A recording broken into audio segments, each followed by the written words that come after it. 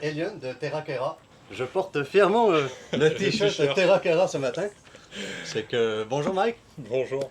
Merci de prendre le temps encore avec nous ce matin. Merci de l'invitation, merci beaucoup. Du coup, je vais répondre à la première question. Donc, Mike Elion. Mike Elion. Elion, mais Elion, c'est stylé aussi. Ça fait plus anglais, c'est pour ça que je l'ai dit comme ça. Ça fait un peu américain. Ouais. Et donc, du coup, je suis naturaliste, écologue, indépendant. Je suis à mon compte. Donc, le nom de ma petite entreprise, c'est Terra. Donc, voilà, ça. Les t-shirts qui sont tout nouveaux. Donc, merci de porter l'autre coloris. Et du coup, moi, je suis en Guadeloupe depuis presque 8 ans maintenant. Je suis arrivé là pour un stage à l'ancien conservatoire botanique de Guadeloupe. T'es arrivé en 2016, 2017 ? Je suis arrivé en 2018.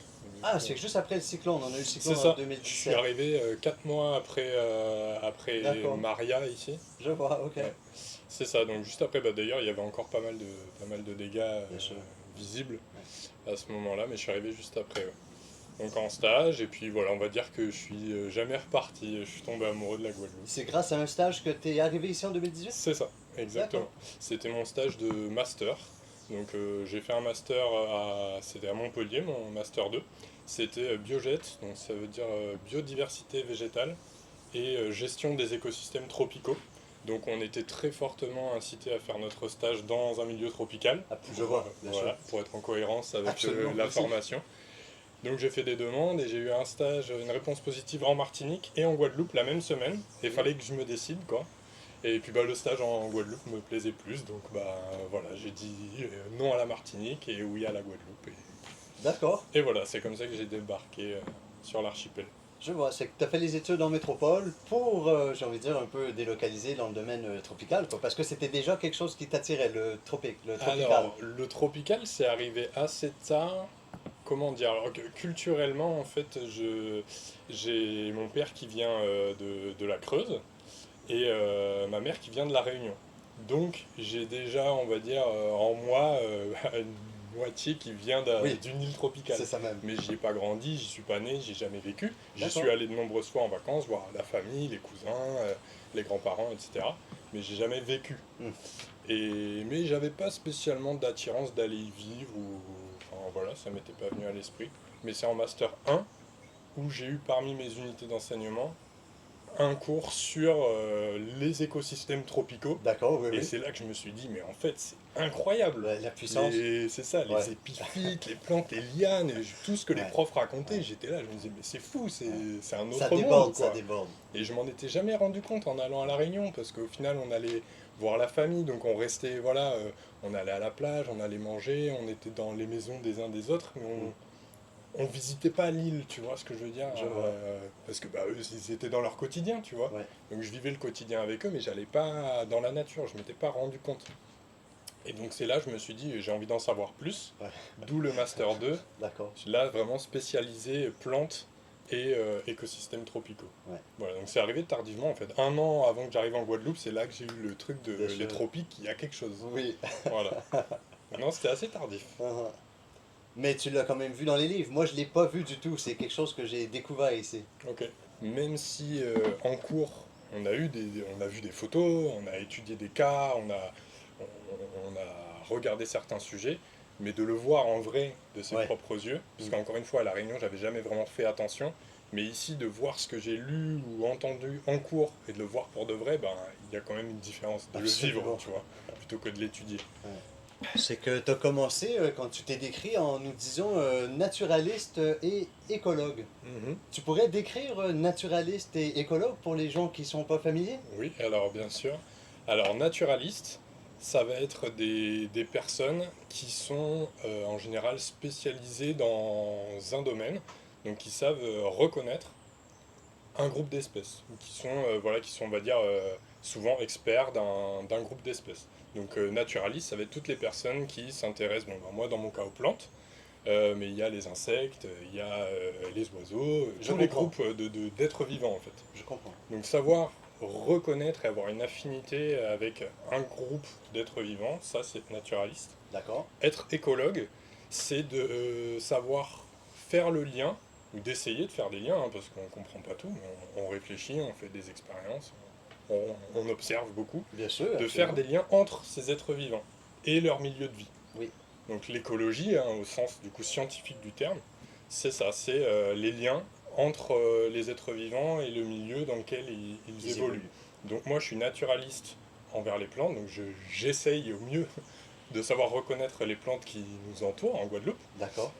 Mais j'ai aussi une partie écologie, c'est-à-dire que j'essaye de comprendre comment elles interagissent entre elles, c'est-à-dire pourquoi à chaque fois que je vois celle-ci, je vois aussi celle-ci, est-ce que celle-ci elle est toute seule, est-ce qu'elle pousse dans un milieu aride, est-ce qu'elle pousse en haut de la montagne, est-ce qu'elle se fait polliniser par tel papillon ou telle abeille, ou est-ce que tel oiseau fait son nid dedans, est-ce qu'il y a des anolis qui vivent dessus, enfin j'essaye au-delà de la plante en elle-même Oui.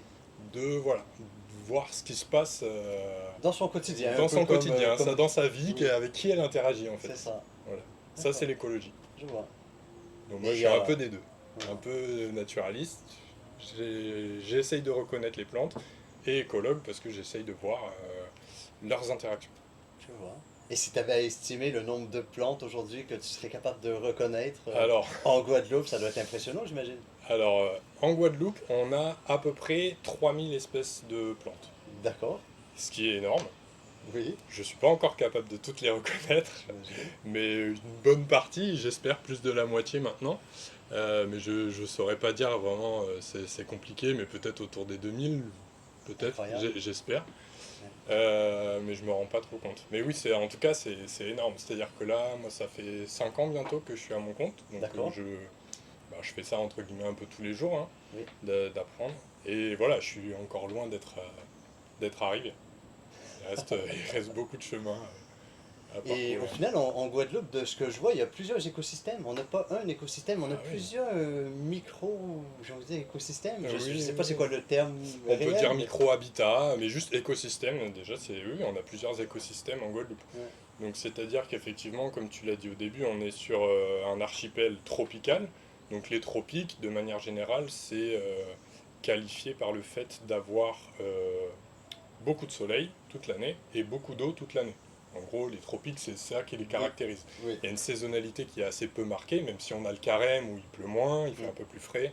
Et là, la saison humide en ce moment où il fait plus chaud et il pleut plus. Et on a peut-être une Mais heure de soleil en plus, mais il n'y a pas voilà, vraiment de changement sinon. voilà, c'est ça. On va dire que comparé à des écosystèmes, à des zones de la planète qui vont être tempérées ou boréales, Mm. bah là, la saisonnalité est extrêmement marquée. Il fait vraiment très froid à une période de l'année et très chaud l'autre partie. Ouais. Nous, ça reste globalement un peu pareil. Exact. Ça, c'est les tropiques. Donc ça, c'est similaire à la Guadeloupe, la Guyane, l'Indonésie, la Réunion, Mm. l'Afrique centrale. Tout ça, c'est caractérisé par ça. Je vois. Une température à 28 degrés, en gros, Voilà, quoi, en moyenne. 28-30, Mm. beaucoup d'eau, voilà. Oui.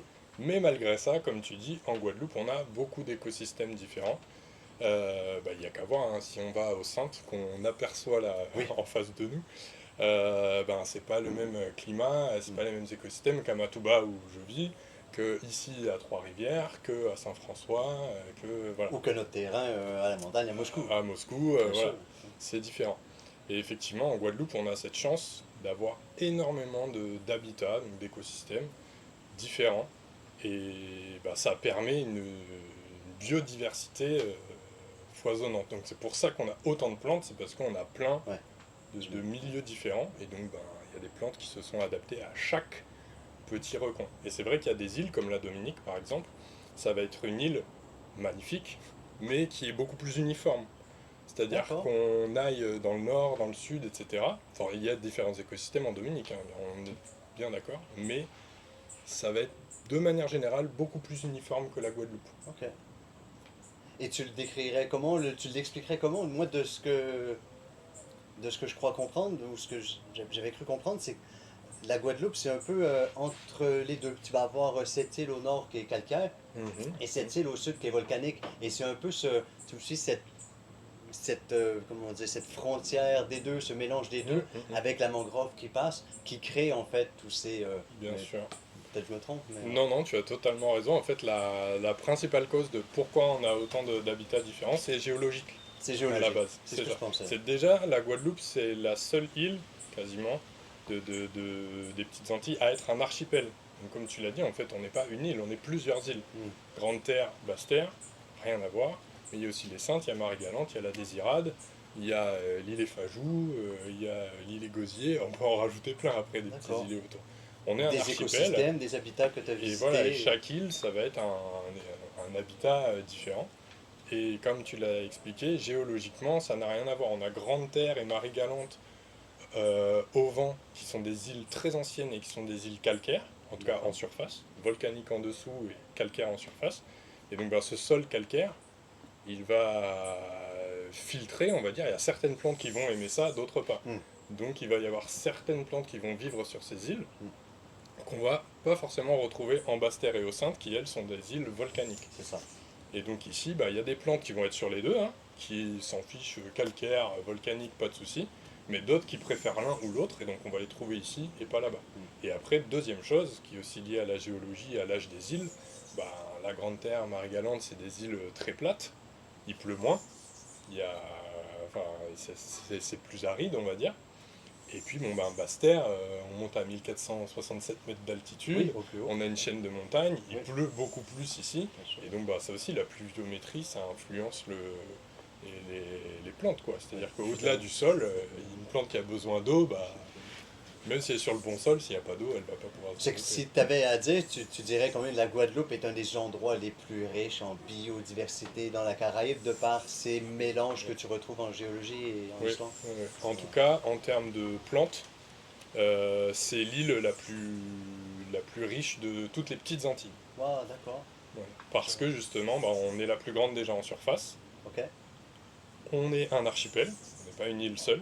je comprends. Et donc voilà, toute cette diversité d'écosystèmes fait que c'est la Guadeloupe, parmi toutes les îles des petites Antilles, qui abrite le plus d'espèces de plantes différentes. Est-ce que tu dirais que c'est peut-être la raison du pourquoi tu as préféré choisir la Guadeloupe à la Martinique quand non, parce que c'était, j'en savais rien. c'était pas au courant à Ah l'époque? non, j'étais pas au courant. Je vois. Non, c'était juste les sujets de stage, celui d'ici me plaisait plus. Ouais. Donc j'ai vraiment fait un choix du cœur par rapport à ce que j'allais faire pendant 6 mois, quoi. Je me suis dit, Oui. autant passer 6 mois à Ouais. faire quelque chose qui me... Mais aujourd'hui, Qui tu es me motive conforté plus. dans le sens que Bien sûr. j'ai fait le bon choix parce que je Ah suis à oui, oui. l'endroit où ça finira jamais. Je C'est suis dans ça. un endroit où je continue Après, toujours je d'apprendre. pense que si j'étais en Martinique, ça finirait jamais non plus. Je veux dire, la différence, elle existe, mais il y a quand même énormément de biodiversité dans les autres îles des Mm. petites Antilles. Mais voilà, c'est un peu plus riche ici en plantes. Mais après, ça c'est autre chose. En tout cas, moi je suis tombé amoureux de la Guadeloupe, donc forcément, quand je vais en Martinique ou ailleurs, je sens que la maison c'est ici, tu vois. Je vois. Mais ça, c'est le cœur qui parle après. Avec les années, bien sûr. Voilà. À force de se promener en forêt, à force d'être proche de la nature. Ouais, tu finis par Une te affinité, lier à quoi, tout bien ça, sûr. et du coup, voilà, c'est pas. C'est dans le cœur, quoi. Au-delà de la biodiversité, de tout ça, après, c'est ça, c'est les émotions Exact, c'est un lien. qui jouent. C'est un lien, exactement. C'est qu'avec Terra Kera, ça fait 5 ans que tu es à ton compte ici en Guadeloupe. Oui. Et au final, vous avez déjà travaillé sur plusieurs projets en biodiversité, j'imagine, sur l'archipel. Oui, oui, oui. Tu pourrais en décrire quelques-uns Alors oui, en tout cas donner un cadre un peu général, mais c'est ça, ça va faire bientôt 5 ans, donc je suis à mon compte. Et je travaille avec plein d'acteurs différents, des acteurs publics, étatiques, ça va être l'ADEAL, il va y avoir le Conservatoire du Littoral, le Parc National, l'ONF, etc. Avec des associations aussi, beaucoup, avec des écoles, Ok. et puis aussi avec des particuliers, le grand public, monsieur, madame, tout le monde, quoi. Voilà. Et du coup, dans les projets, on va dire ça se divise en grande catégorie. Il y a une partie sensibilisation, beaucoup. Donc ça, dans les écoles, ou justement avec le grand public, etc. Donc là, c'est un peu voilà, parler de mon sujet, donc Oui. les plantes en Guadeloupe, et expliquer un petit peu aux gens ce qu'on vient de dire juste avant, quoi. Ouais. Pourquoi il y a toute cette richesse, quelles plantes font un peu partie de notre quotidien, sont importantes, ou voilà, essayer aussi de faire réfléchir les gens, parce que les gens ont de base quand même une grande connaissance de la nature. Je trouve qu'ici en Guadeloupe, les gens ont quand même gardé un lien qui est assez fort, ce qui n'est pas forcément le cas dans d'autres territoires sur Terre, quoi. Donc il y a ça, une partie formation aussi. Donc là, ça va être plus justement pour des professionnels de l'environnement, par exemple pour le Parc National ou l'ONF ou autre. où ils vont avoir besoin de mes compétences parce qu'ils vont travailler sur un sujet et du coup ils ont besoin de savoir reconnaître les plantes de telle catégorie ou de tel endroit ou de tel truc. Et du coup, bon, bah, moi je vais avec eux, je leur explique comment faire la différence entre celle-ci et celle-ci, où est-ce qu'on peut les trouver. Enfin bon, j'essaie de leur donner ce dont ils ont besoin, quoi. Oui, Et après, une autre partie là qui regroupe plein de projets différents, mais où en gros on va me solliciter pour mon travail, mon expertise à savoir reconnaître les plantes, pour faire des inventaires par exemple. Donc je dis n'importe quoi, mais le conservatoire du littoral qui veut savoir à tel endroit, sur telle zone foncière qui nous appartient, on aimerait savoir quelle plante il y a. Ça peut être dans un but de préservation ou juste de connaissance. d'accord. Donc bon, bah, j'y vais, je regarde, je note, je dis bon, bah, il y avait ça, ça, ça, ça, ça. Oui, Et après, ça peut aussi être inclus dans on va dire, du conseil ou des choses comme ça, quand il va y avoir des projets. Alors que ce soit des projets d'aménagement, des projets de restauration, des projets de... Enfin bon, différents types de agricole, projets, agricoles aussi, oui, j'ai été sollicité aussi, ça peut arriver. Ou ben pareil, on a besoin de savoir quelle plante il y a, ou quelle plante on pourrait mettre, ouais, ou quelle plante il faudrait enlever, ou quelle plante... Enfin voilà. À partir du moment où il y a les plantes, on peut je vois. T'as me demandé conseil. solliciter. Je Voilà, vois, c'est ça. je vois. Du particulier, t'en fais quand même? Alors j'en fais moins souvent.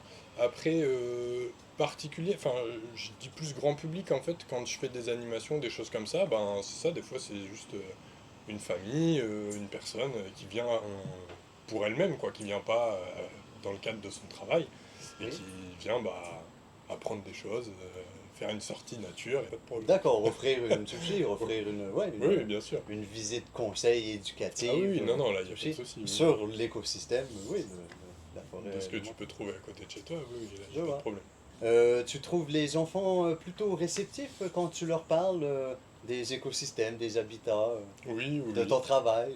Oui, alors tout le monde hein, en général est plutôt réceptif, enfin ça se passe toujours très bien. D'accord, Mais les enfants, effectivement, c'est un peu comme des éponges, ils sont curieux de tout, bien, ils ont envie d'apprendre, donc ils s'émerveillent un peu de tout, donc on va dire que c'est plus facile.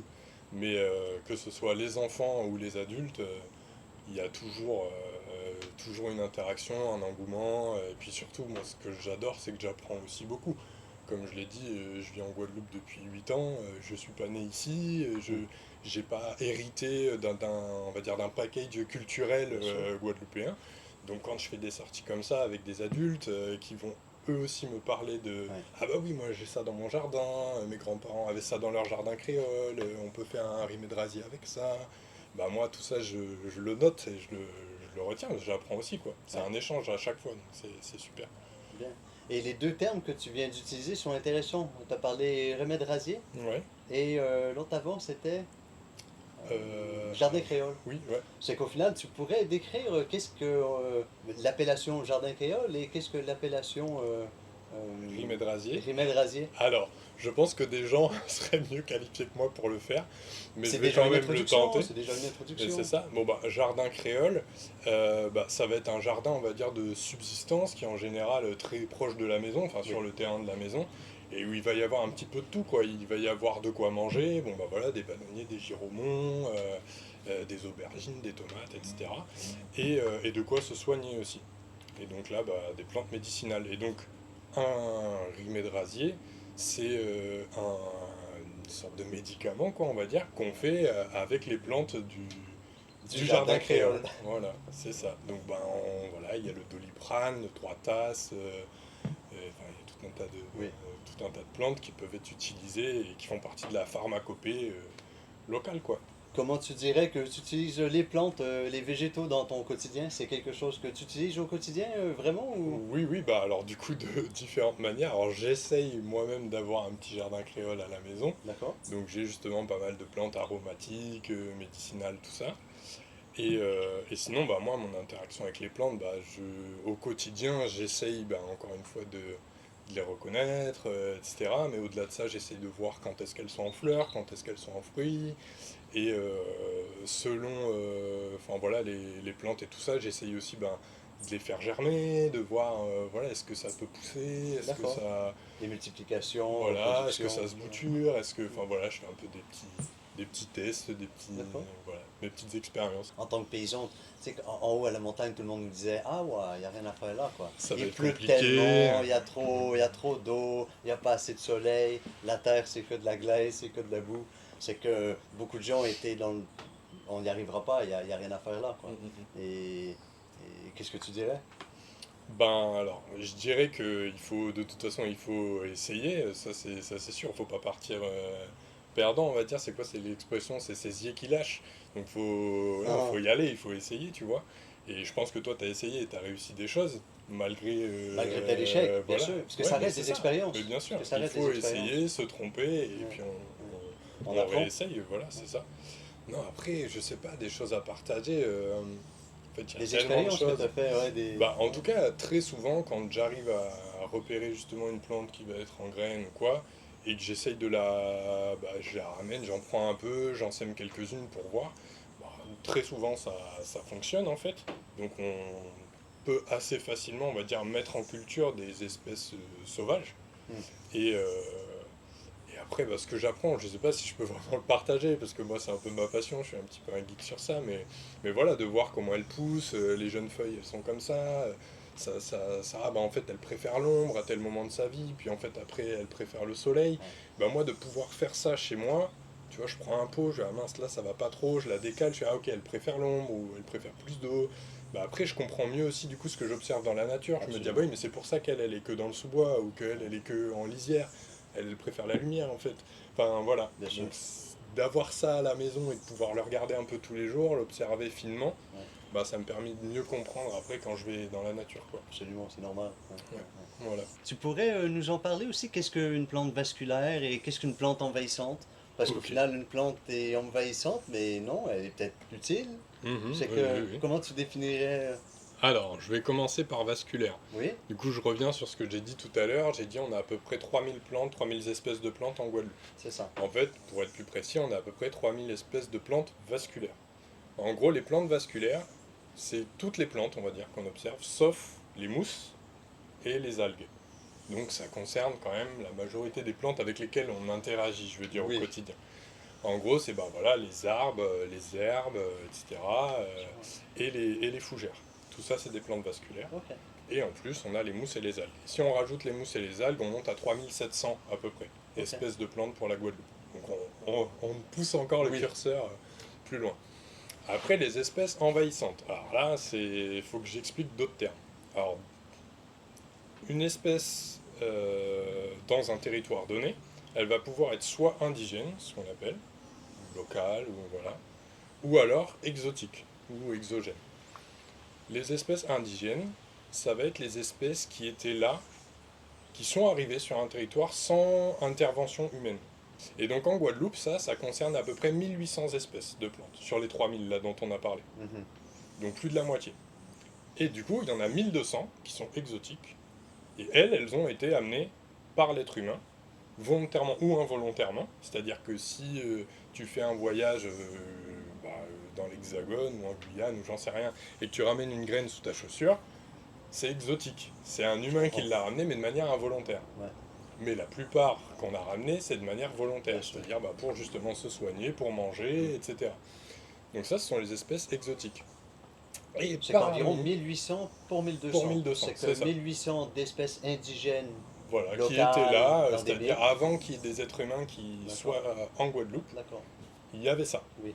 Et 1200 qui ont été rapportés Voilà, avec les petit siècles. à petit, par les Amérindiens, Mm. par les différents peuples qui peuplent aujourd'hui la Guadeloupe. Bien sûr qu'ils voyageaient avec des graines et des Voilà, fruits. bah, Bien quand sûr. ils venaient, les personnes ramenaient des choses de chez elles, et puis bah, il C'est y en ça, a, ouais. ça n'a pas marché, il y en a, ça a marché, et maintenant, bah, ça fait partie du patrimoine naturel Ah oui, c'est acquis. de la Maintenant, ça fait Guadeloupe, quoi. partie de la Voilà, c'est ça, biodiversité, quoi. exactement. Mais voilà, il y a cette distinction qui est faite, mais qui en soi pas forcément grande importance. Par contre, parmi ces espèces exotiques, il y a une petite proportion, c'est vraiment très peu d'espèces, au final on va dire que ça concerne une cinquantaine d'espèces, à peu près, Ok. qu'on Ouais, considère c'est peu. envahissantes. Et les espèces qu'on considère envahissantes, ça va être des espèces qui sont nécessairement exotiques, donc c'est-à-dire qui viennent nécessairement de hors Guadeloupe, Oui. et qui vont avoir la capacité de rentrer dans des milieux naturels, sains, la forêt qu'on a derrière nous, une mare, la mangrove, enfin que sais-je, un écosystème naturel, qui vont avoir la capacité de rentrer dedans, ça à la limite c'est pas trop grave, mais par contre de s'y développer à outrance, Ouais. jusqu'à modifier cet endroit-là. Et au D'accord. détriment de justement des espèces locales qui ont toujours été là depuis toujours. D'accord. C'est comme ça qu'on définit une plante envahissante. C'est C'est ça. qu'elle détourne l'état original dans lequel il était. Voilà, c'est ça. Ok. Et on a environ 50 espèces Voilà, à peu près. d'envahissantes qui sont venues. C'est ça. Je vois. Comment on les maîtrise? Alors, bah, malheureusement, c'est très compliqué, puisque J'imagine. justement, ça va être des plantes qui poussent très vite, Ouais. qui se reproduisent beaucoup, enfin voilà, qui ont des dynamiques très, très rapides. Donc, ben, c'est compliqué, c'est très compliqué. Pour certaines, les arracher, c'est suffisant. Pour d'autres, il faut les arracher, mais ensuite vérifier qu'il n'y a pas des graines dans le sol qui vont germer, etc. Il faut passer régulièrement. Il y en a, on peut pas les arracher parce qu'elles vont avoir des rhizomes trop profonds, des choses comme ça. Donc bah, on les coupe, mais du coup, il faut revenir couper très souvent jusqu'à ce que le bulbe s'épuise. Enfin bon, c'est pour chacune, il y D'accord. a des méthodes possibles, et pour d'autres, franchement, c'est très très très compliqué. Est-ce qu'il y a un effort qui est mis là-dessus? Il y a une... Alors, oui, oui, il y a des fonds qui sont là pour ça, hein, Pour la gestion des voilà, c'est ça. écosystèmes envahissants ou des plantes envahissantes. Voilà, Je vois. exactement. Ok. Mais du coup, franchement, c'est une thématique qui est assez complexe parce que bah, en J'imagine. fait, c'est difficile à gérer, quoi, tout simplement. Ben, faut être là tous les jours, hein, parce que c'est tellement puissant, ça grandit à une vitesse incroyable. C'est ça. Les plantes envahissantes, je sais pas si on parle des mêmes. Moi, c'est vrai que j'en vois souvent quand je nettoie, mais je sais pas si c'est celle-là qu'on parle. Je pense que oui, elles envahissent, quitte à tuer un arbre, en fait, Oui, aussi. oui, c'est Ouais. ça. Bah là, par Et- exemple, derrière nous, dans la forêt qui est juste là, il y a le pothos doré, qu'on appelle D'accord. chance aussi ici en Guadeloupe. Ça fait comme des feuilles de philodendron, là, d'oreilles d'éléphant, panachées avec du jaune. Hmm. Et ça, on voit ça un peu partout. Ça, c'est une des espèces envahissantes qui est les plus problématiques parce que c'est une plante qui va ramper au sol, qui va grimper aux arbres, qui s'accroche très bien partout. Et en fait, même si on la coupe, même la partie qui est dans l'arbre va rester vivante en fait. Ouais, Elle va pas mourir. ouais. Et, Et tu vas voir qu'elle va refaire des et racines. voilà, et puis ça retombe, et puis bah, c'est ça, elle se met sur les branches de l'arbre, elle l'étouffe Ouais. jusqu'à ce qu'il se casse. Enfin, et comme elle recouvre aussi le sol, bah, elle empêche les jeunes plantes de germer et qu'il y ait des nouveaux arbres qui se préparent, quoi. Je vois. Donc en fait, elle arrête totalement la dynamique de la forêt. Mhm. Et si un jour il y a un cyclone qui passe, bah, en fait, on se retrouve avec juste cette liane qui Ouais. recouvre le sol et les arbres, et il y a plus de vie en fait. Enfin, il y a une vie, il y a la sienne. Alors Travail, qu'on partait d'une diversité de... bien sûr. Là, dans une forêt comme il y a derrière nous, c'est 150, 200 espèces de plantes différentes. On se retrouve avec une. On fait moins 200%. Donc Ben, je trouve ça que peut être vraiment terrifiant. oui, et puis ça devrait être vraiment un sujet, j'ai envie de dire, tu me dis, un sujet public. On devrait Oui, en oui, oui. parler plus, en fait, de ces espèces envahissantes qui mettent en péril des écosystèmes déjà plutôt stables, au Mhm. lieu de, tu me dis, de faire peut-être d'autres choses qui servent peut-être pas à grand-chose. Mhm. Parce que là, on s'attaque vraiment à un vrai problème. Si on Ah oui, vient oui, directement couper à la source la plante envahissante, on vient soulager l'écosystème lui-même. c'est ça. Donc du coup, ce qu'on essaye de faire, enfin, ce qui est, on va dire, voilà, en réflexion, mais qu'on essaye de mettre en place, c'est qu'il y a des zones qui sont déjà envahies. Et j'ai envie de dire, pardon, c'est un peu trop tard, c'est trop compliqué. D'accord. Mais par contre, il y a des zones où ça va être un front pionnier, on appelle ça, c'est-à-dire il y en a une ou deux, c'est le début. Hmm. Et ça, c'est facile à gérer. Oui. Et il vaut mieux attaquer ça, ça prend moins de temps et on sait qu'on va réussir, et on a préservé un milieu, Ouais. plutôt que de s'attaquer, on va dire, à des zones immenses et où en fait on va s'épuiser, la plante va gagner en fait, de Je toute vois. façon. Elle est plus rapide que nous, Voilà, elle a donc bon, déjà bah, pris. elle a pris sa place, Je vois. tant pis pour cette zone. D'accord. Enfin bon, après ça c'est mon avis, hein. Non, mais je suis Voilà, tout à c'est fait pas d'accord. Autant prendre quelque ce qui est chose de sauvable, petit qu'on peut, voilà, exactement, qu'on peut récupérer et c'est en ça. plus apprendre. Tu me suis parce que tu vas développer des Des méthodes plus rapides, compétences, etc. pour exactement, pouvoir le refaire plus rapidement et développer ça à grande échelle à chaque fois que tu les retrouves, quoi. exactement. Ouais. C'est que non, ça me paraît cohérent et j'espère que ouais, tu feras le nécessaire Ah bah pour après c'est faire pas, pousser ces bonnes idées c'est logiques. ça. C'est pas que moi, mais oui, en tout cas, mais c'est un sujet, hein. Je Quand trouve. je fais justement des animations, de la sensibilisation, etc., il y a toujours un moment où je vais apporter ça aux gens, puis on en discute, et en général, les gens disent ah, oui, mais c'est vrai, ça avant, il n'y en avait pas, ça, il y en a à côté de chez moi, puis la mare, là maintenant, elle est remplie de Tifa, ou de laitue d'eau. Donc les gens, en fait, le voient, mais en ont pas forcément conscience. Mm. Mais quand on explique et qu'on en parle, ils disent ah, mais oui, en fait, t'as raison, c'est vrai qu'il y a. C'est que tout est écrit dans la nature, mais on ne sait pas toujours tout lire. Et Bah, c'est là oui, qu'on a oui, besoin de toi, en fait, pour pouvoir nous aider à toucher, à mieux lire ouais, ce que la nature nous montre. ouais, c'est ça. Donc voilà, c'est un sujet. Bon, on a des ronds boutons ici. Tu pourrais nous en parler? Alors Tiens, oui. pendant que j'en mange un. Bah, attends, mais je vais en prendre un aussi du coup. Allez. Alors, les ramboutans, pour le coup, ben, par rapport aux espèces qu'on a décrites là juste avant, les ramboutans, c'est une espèce exotique. C'est pas. Ça vient pas d'ici, Voilà, c'était pas en Guadeloupe à la avant base, que on va l'homme dire. arrive. C'est ça, c'est les êtres humains qui ont ramené le ramboutan. Et il me semble, j'ai pas envie de dire de bêtises, mais il me semble que les ramboutans, ça vient d'Asie. Je pense aussi. Voilà. Ouais. Et bah, qu'est-ce qui est intéressant à dire? Le ramboutan, c'est de la même famille. Alors, du coup, je dois parler de ce mot.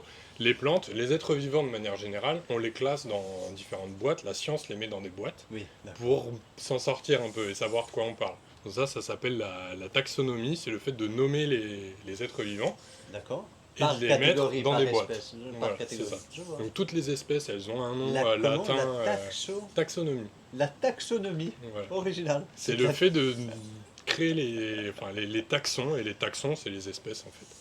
Et D'accord. donc, ben, nommer les taxons, c'est nommer les espèces. Donc, on leur donne un nom en latin avec un nom de genre et un nom d'espèce. Donc, les êtres humains, nous tous, c'est Homo sapiens.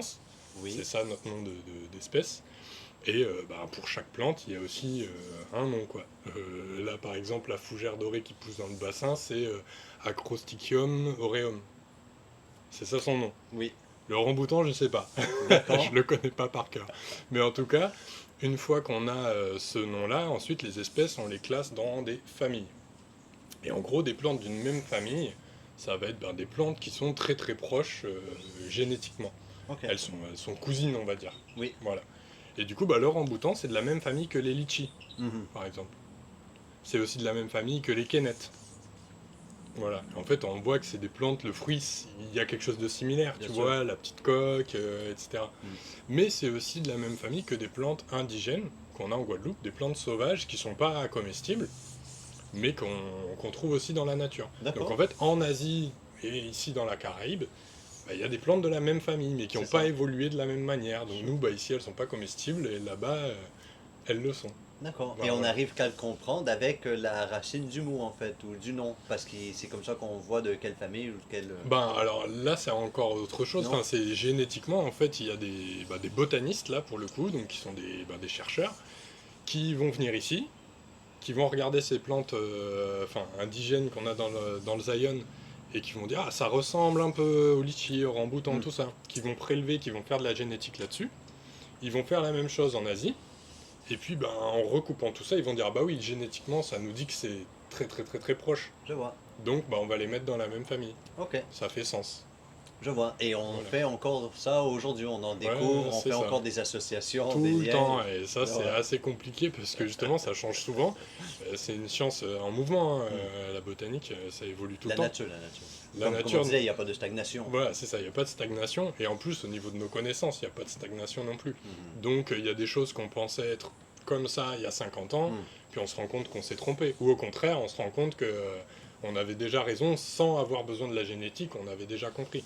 Par exemple, Linné, qui est un grand scientifique qui a nommé beaucoup de plantes à travers le monde D'accord. et qui les a classées, lui, en fonction de leur morphologie, etc. Bon, bah, sur certaines choses, il s'est trompé, mais il n'avait pas accès à ce qu'on a aujourd'hui. Mais il a eu raison sur énormément de groupes, il a mis les D'accord. bons groupes ensemble, quoi. Je vois. Donc juste en observant, il avait compris des trucs, quoi. Mhm. Donc voilà, les ramboutans, ouais, c'est la même famille que bah, nous, ce qu'on peut avoir dans le milieu sauvage, c'est Zia crab, ça s'appelle. Le nom créole, c'est Zia crab. Et ça fait des petits fruits qui ont trois lobes qui s'ouvrent. Et en fait, à l'intérieur, il y a une petite graine noire avec une petite peau orange accrochée dessus. Et donc ça ressemble à un œil de crabe, tu Je vois, pense, le j'ai petit déjà truc vu, noir je vois. accroché. Oui. Donc voilà, ça s'appelle comme ça. Qui ferait partie de la même famille. Voilà, ça Oui. fait partie de la même famille. C'est les sapindacées. D'accord. Je sais pas si on dit sapindacées ou sapindacées, mais voilà. C'est la famille des kennettes, litchi, ramboutan.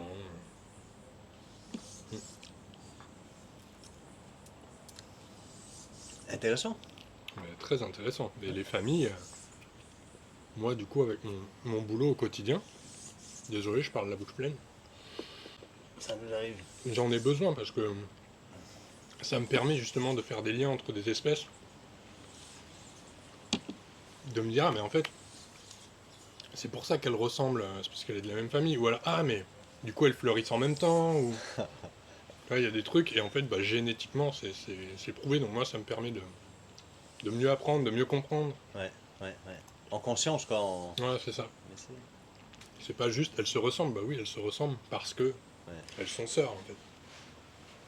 Il y a un lien. Mais des fois c'est trompeur, parce que tu vas avoir des plantes qui se ressemblent énormément, beaucoup, ouais.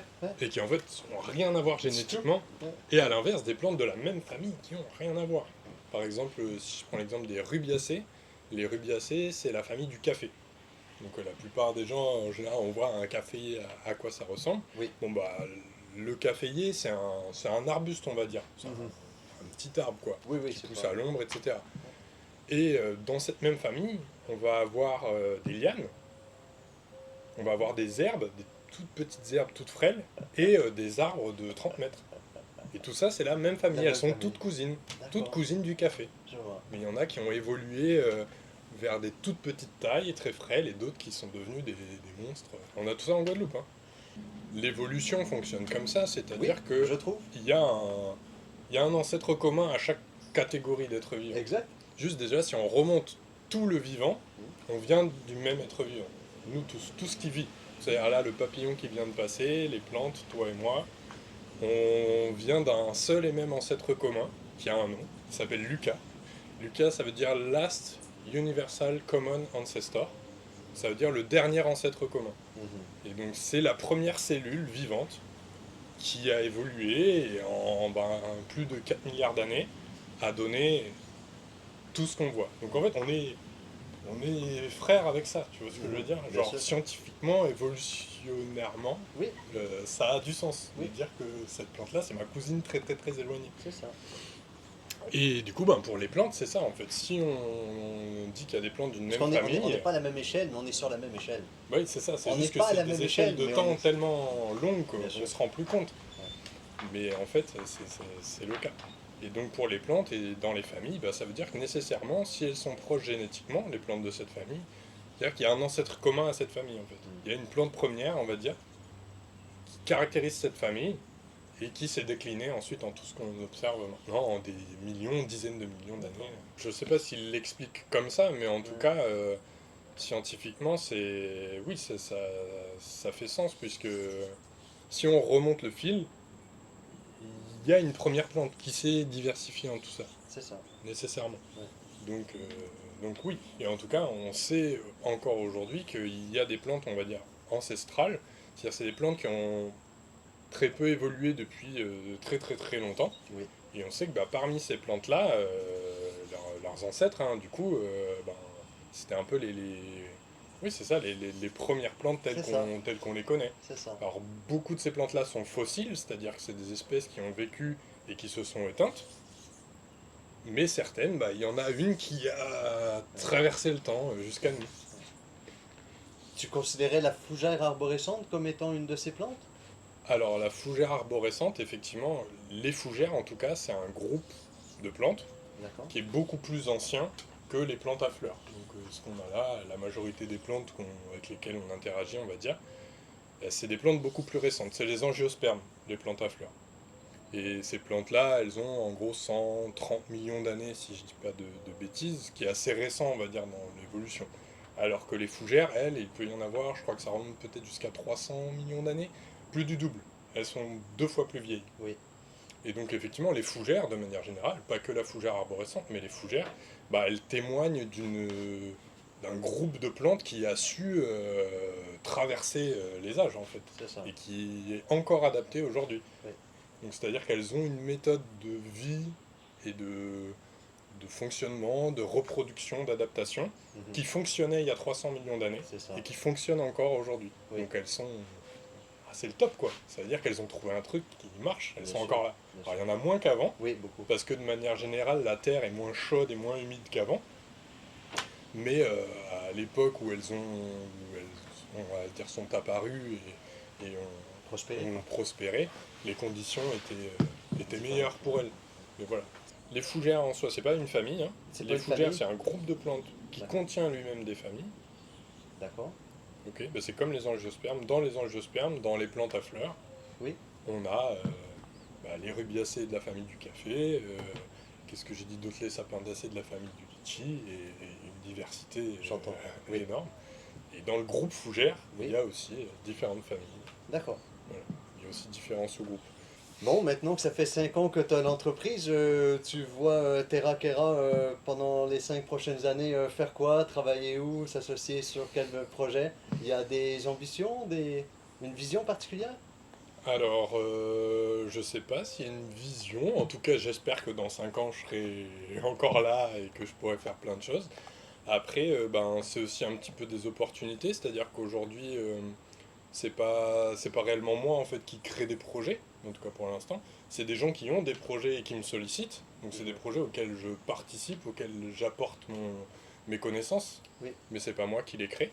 Donc à l'avenir, j'espère qu'il continuera d'y avoir des projets intéressants, motivants et voilà, qui poussent la Guadeloupe vers le haut, quoi, et auxquels je serais très fier de participer.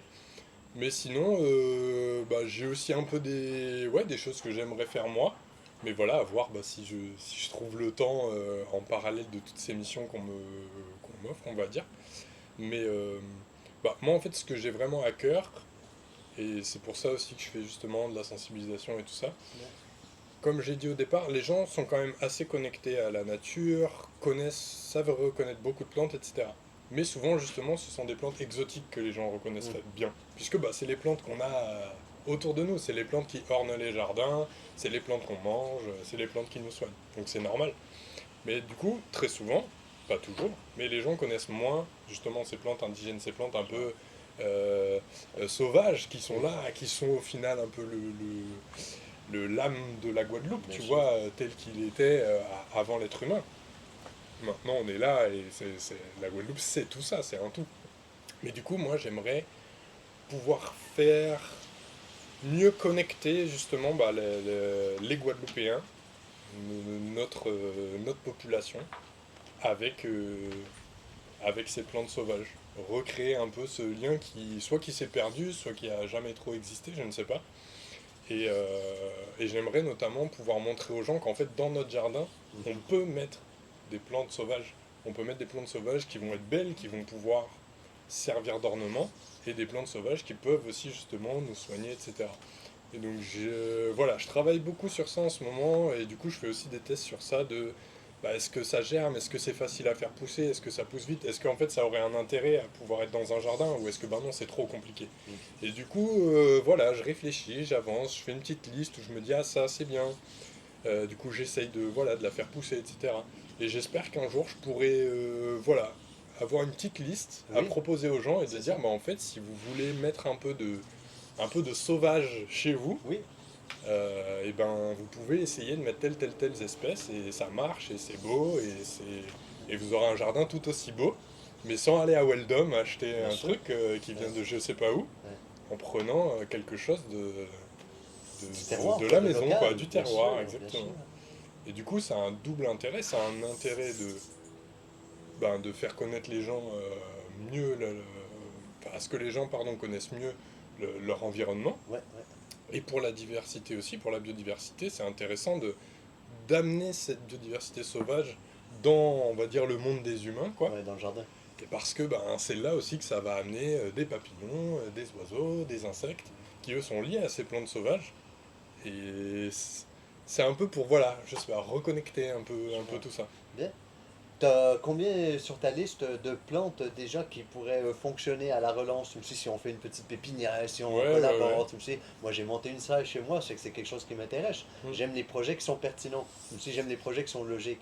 Et je trouve ça ultra logique ce que tu me parles. mm, mm. Tu me sais, parce que on a 1800 espèces qui sont comme ça, mais qu'on est en train de perdre un peu. On a 1200 qui viennent et c'est elles qu'on utilise le plus. C'est qu'autant, ben oui, prendre ceux-là et les redonner vie, en fait, les remettre sur le devant de la scène, leur donner leur valeur, quoi. Exactement, ouais, les remettre, voilà, les intégrer elles aussi à notre quotidien, en fait. Ouais. Bah, Je dirais une curieux, hein. trentaine. Une trentaine déjà? Ouais, une trentaine. Alors, du coup, comme je parle de jardin, je mets pas les arbres là-dedans. Parce que je me dis, ben, c'est pas tout le monde qui a la chance d'avoir un terrain là comme on a ici et de pouvoir planter un arbre. Il y a des gens, ils vont pouvoir mettre que en pot, ou c'est un petit jardin, on peut que mettre des buissons, etc. Donc sur les 30, c'est que des espèces, on va dire, de relativement petite taille. Ça va être maximum des arbustes. Mais sinon, si on rajoute les arbres, là, je peux monter beaucoup plus, au moins le double. Tu vois. On reste dans du utile, comestible. Voilà, ou des pour se plantes à soigner. graines, par exemple le savonnier, là, les graines que j'ai sur mon bracelet, les graines de savonnier, euh, c'est super quoi, c'est un arbre, on peut du coup faire sa lessive avec, et en plus à l'intérieur il y a une graine ronde, noire, magnifique, prête à servir de perle. Ouais. C'est génial. Uh-huh. Et c'est un arbre qui est en danger aujourd'hui en Guadeloupe, c'est un arbre menacé, D'accord. c'est-à-dire c'est un arbre qui est rare, qu'on trouve à certains endroits, et qui c'est ça qui est sorti un peu de la je sais pas de la connaissance, et alors que c'est un arbre plus utile, c'est difficile quoi. Donc voilà. Tu sais quoi, quand je faisais des expériences au tout début, on a essayé de planter toutes sortes d'arbres. Moi, j'y connaissais rien. C'est que j'ai dit, bon, allez, j'ai un peu de terre, laisse-nous planter des arbres, voir qu'est-ce qui peut marcher. Et au final, aujourd'hui, je me retrouve, j'avais trois petits. Ils étaient grands comme ça, mon gars, il y a 8 ans. Aujourd'hui, les trucs, ils font plus de 6 mètres de haut. Ah oui, mais c'est de la folie la croissance ici. Et c'est poids doux. Ça te Oui, parle? ok, oui, les pois doux, bien sûr. Ouais. Et je sais pas si ça fait partie des espèces qui sont. Ah bah on pourrait totalement. Du coup c'est pas dans ma liste de 30 comme je t'ai dit puisque c'est un arbre. Oui. Mais oui, bien sûr. Bah, le pois doux, c'est super pour deux raisons. La première, c'est une fabacée, c'est une légumineuse. Donc ça, les gens en général, dès qu'on fait de l'agriculture, on connaît. C'est les plantes qui vont enrichir le sol en azote. Donc c'est pour ça, souvent, les gens, justement, dans leur jardin créole, ils vont avoir du pois d'ibois, pois sabre, pois blanc, enfin bon, des haricots, des pois. Oui. La clitoria, il y a toutes sortes. Pour justement enrichir le sol en azote. Donc bah ça, le pois doux, c'est un pois, c'est une fabacée, c'est une légumineuse, ça enrichit le sol en azote. Donc premier intérêt. Et sinon, bah, effectivement, c'est comestible. En fait, la gousse, autour des graines, il y a une petite chair blanche qui est comestible et qui est sucrée. Ouais. Et nous, en Guadeloupe, on a 3 espèces de pois doux différents. D'accord. Voilà. On a le pois doux gris, qui est le plus commun, qu'on trouve un peu partout. On a le pois doux rivière, qui pousse plutôt au bord des ravines, etc. Et le pois doux montagne, qui pousse au-dessus de 900 mètres d'altitude. Et qui est d'ailleurs une des espèces endémiques de Guadeloupe. Ouais, ben j'ai hâte que tu viennes voir mes trois pois doux chez moi, tu me diras lesquels ils sont, j'ai aucune idée. Et après, on a aussi des pois doux exotiques. D'accord. Qui viennent justement d'Asie. Donc je sais pas lequel t'as. C'est impressionnant. Ah, j'ai très hâte de pouvoir te recevoir sur le Eh terrain. ben, tu me montreras, on verra lesquels c'est. Si c'est une des 3 indigènes, je la reconnaîtrai. D'accord. Et si c'est une autre, je pourrais te dire que c'est une autre, mais je saurais pas son nom. Il Excellent. faudra que je cherche. Incroyable. Quelle espèce en Guadeloupe on devrait mettre de l'avant, puisque tu me parlais d'une trentaine de végétaux que tu as sur une liste qui mériteraient d'être mis de l'avant. Mais si tu en avais une à dire qui mériterait vraiment notre attention. C'est une question trop compliquée. Ouais. Il y a 1800. Pour moi, 1800. Oui. Tu vois ce que je veux dire? Après, là, les 30, c'est une sélection où je réfléchis au fait jardin. Je me dis, il faut que les gens puissent mettre ça dans leur jardin, que ça soit beau et utile. Et pas trop gros, pas envahissant, tu vois. Trouver le bon truc. Mais sinon, des espèces qui méritent notre attention. Pour moi, toutes les espèces indigènes et toutes les espèces menacées méritent notre attention. Mais c'est ça, des espèces comme on vient de parler là, le savonnier qui est une espèce menacée, alors qu'elle est très utile, les pois doux qui sont comestibles. Mais il y a plein de choses. Il y a plein de choses. Là, on parlait du sablier. Oui. Le sablier, ça pourrait être pareil, plus utilisé, ou plus, je sais pas, dans les bourgs, en ornement. Enfin, on peut faire des choses, tu vois. C'est compliqué. Franchement, je sais pas si je pourrais en choisir une et dire celle-ci. Oui, elle mériterait notre attention. Elle mériterait plus. Pourquoi plus en fait? Pour moi, toutes les plantes méritent d'être connues, d'être reconnu, utilisé, apprivoisé par les gens et que ça soit réintégré dans le quotidien en Je fait. vois, cette sélection est possible. C'est une sélection impossible. Bon, j'imagine que tu fais des randonnées de temps en temps avec des gens. Mais en tout cas, à chaque fois que je fais une sortie, que ce soit avec des touristes qui du coup ne connaissent absolument pas la Guadeloupe, Du tout. découvrent, Ouais. bon bah forcément il y a des questions qui peuvent sembler un peu improbables, mais c'est normal en fait, Bien bah, sûr, les c'est gens ne normal. connaissent absolument pas. Donc voilà. Et que ce soit des sorties avec des Guadeloupéens, ou bah, là aussi il va y avoir plus d'échanges et plus d'anecdotes, puisque bah, forcément les gens connaissent mieux Hmm, le territoire. Mais oui, en tout cas, c'est toujours enrichissant, il y a toujours des moments drôles, hmm. mais voilà, il n'y a pas de questions bêtes, il n'y a pas de... C'est ça, c'est toujours un échange, toujours positif. Mais un truc drôle, entre guillemets, c'est pas vraiment une question, mais c'est plus... en fait, c'est une plante c'est une plante grimpante, donc comme la vanille par exemple, et donc elle va pousser comme ça en s'accrochant sur le tronc des arbres. Oui, Et ensuite, quand elle veut se reproduire, là, elle envoie des branches sur le côté. Elle fait sa fleur et son fruit. Et en fait, cette plante-là s'appelle la liane couille, ou le d'accord. bois couille. Ok. Donc forcément, en Oui, général, voilà, ça fait rire. quand les gens me disent «Ah, c'est quoi le truc qui pend là-haut?» et que je dis «Bah, c'est les fruits de la liane couille», Oui, ça a tendance à, je voilà, comprends. à détendre l'atmosphère. En général, les gens vont oublier le nom des autres plantes, mais celle-ci, Ils la retiennent. ouais, ils la retiennent. Quand ils viennent à la rando d'après, ils disent «Ah oui, ça c'est la liane couille». Je vois. Donc voilà, forcément, ça joue, les noms comme ça. Mais voilà, sinon, ouais, à chaque sortie, il y a forcément des moments. Ouais. Nous, on s'en rend pas compte, tu sais, pour nous c'est normal. Bah oui, tu Mais vois un lui, régime il tous voit, les jours. mais oui, mais lui, il voit les bananes au supermarché. Et au final, il pensait pas du tout que les Oui, bananes pour lui, ça a poussaient à poussé l'envers. dedans. Ben oui, évidemment. Et il voit les bananes pousser à l'envers et il me fait la réflexion. Et j'ai eu de la difficulté à comprendre ce qu'il me disait. Mais Ouais, pourquoi elles poussent à l'envers? De quoi tu me parles? Et c'est vrai qu'on n'a pas la même. Tu me sais, c'est pour ça que je te disais ouais, l'anecdote. ouais. Moi, quand il m'a fait ça, j'ai. Encore là, il n'y a pas de question bête. Bah C'est oui, juste qu'on n'a c'est pas la même. normal. Tu sais, on sait pas, on le découvre, on le découvre. Mm, mm, mm. Moi aussi. Mais oui, c'est vrai. Bon, qu'est-ce qui te surprend encore dans la nature guadeloupéenne, même après toutes ces années en randonnée, en découverte, en observation? Qu'est-ce qui te surprend encore et toujours? Juste très simplement, Oui, sa beauté. d'accord. Donc j'ai dit moi que j'étais tombé amoureux de la Guadeloupe. Ouais. C'est c'est vrai, on peut vraiment un peu le décrire comme ça. La Guadeloupe est belle, c'est magnifique. La nature est belle. Que tous les points de vue, qu'on regarde vers la mer, qu'on regarde vers la terre, c'est beau. Ouais. Et moi, en fait, le truc qui me fait me dire ben voilà, que je me sens ici chez moi, D'accord. etc. C'est à chaque fois que je reviens, donc, bah, je pars en général une fois par an voir ma famille qui est du coup dans l'Hexagone, en Auvergne. Et à chaque fois que je reviens, que l'avion atterrit, on me passe là au-dessus du grand cul-de-sac marin, j'ai des frissons, l'avion atterrit, j'ai des frissons, je sors, je respire l'air, je vois le soleil, les palmiers. On passe la forêt marécageuse là en prenant la route avant de repartir sur Basse-Terre, je vois les montagnes et tout. C'est beau, c'est magnifique. Oui. La Guadeloupe est magnifique. À tous les jours. Mais tous les jours, À c'est tous les magnifique. Qu'il pleuve, qu'il jours. fasse Ouais. beau, que c'est magnifique. Non, juste, ouais, le truc qui m'étonne toujours autant, c'est ça, c'est beau. C'est beau. Et quand je me balade en forêt, que je me balade en bord de mer, au bord d'une mare, en pleine montagne à la soufrière qui a du vent et qui pleut, c'est Tu magnifique. restes émerveillé. Ouais. Ouais. Et je me Bien. dis, tant qu'il y a ça, c'est bon, quoi, faut continuer. Ouais. C'est que, c'est que le lien, il est encore présent. Oui, qu'il est Et pur, qu'il est naturel, qu'il exactement. est C'est-à-dire que authentique. je suis pas blasé, en fait, Ouais. tu vois. Il y a des gens, j'ai l'impression tu vois, il y a des personnes, aucun jugement là-dedans, hein. Chacun fait sa vie. Il y a des gens, ils vont venir en Guadeloupe, mais ou ailleurs, hein. Rester 6 mois, un an, ils ont une opportunité professionnelle ou Mm. quoi.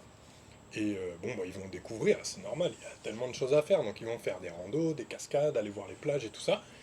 Et puis bon, bah, ils finissent par repartir au bout d'un certain temps en disant, oh bah la Guadeloupe, je connais quoi, j'ai tout fait. Ouais. J'entends ça tellement Moi je souvent me dis aussi. comment tu Ouais. peux avoir tout fait? Moi tous les ans, je Je retourne à suis la comme Désirade, toi. je retourne à Marie-Galante, je retourne aux Saintes. Les Saintes, c'est tout petit, hein. Ouais. À chaque fois que j'y vais, je retrouve un nouvel endroit, une plante que j'avais jamais vue en fait, un point de vue sur le quartier où je me dis, punaise, mais en fait là, le bourg, il est On joli. regarde pas les mêmes choses dans la vie. Non, c'est ça. Ça se résume à ça, c'est Ouais, qu'on regarde pas les mêmes choses dans ça la doit vie. être ça. Mais après, je pense qu'aussi, comme on a dit, le cœur parle. Quand t'es amoureux d'un endroit, bah forcément, t'es plus objectif non plus. Tu vois, pour moi, tout est beau. Et ouais, ça c'est un. Voilà, c'est un truc quand les gens disent ça, intérieurement je ris parce que je me dis, moi Pareil, ça fait 8 ans et j'ai pareil. l'impression que j'ai rien fait encore. Ouais. J'ai l'impression que ça fait 8 ans que je suis là et que j'ai découvert la face cachée de l'iceberg. Enfin non, la face, pardon, émergée je veux Ouais, dire, et qu'il reste ouais. tout ça quoi. Ça fait 8 ans que je suis ici, j'ai le même sentiment. Et respect, quoi. Mm. Merci, respect. C'est Et ça, puis c'est. qu'on prenne soin de la Guadeloupe, quoi. Ah oui, Parce mais qu'elle il mérite, faut. quoi. Elle Merci. mérite Elle mérite notre tellement attention, quoi. c'est ça, Merci. notre attention, notre force. Notre bienveillance, tu me dis, le fait Mm. de l'aimer, quoi. Merci. Bon, en parlant de nature et découverte, t'as découvert des endroits en Guadeloupe uniques, un peu privés, cachés, que tu te gardes pour toi, des endroits secrets. Je sais pas, c'est des endroits que je garde pour moi, je garde rien pour moi, mais oui, oui, forcément, bah, j'ai la chance, de par mon métier, Bah oui, de devoir un peu, découvrir. voilà, Ouais. crapahuter, chercher.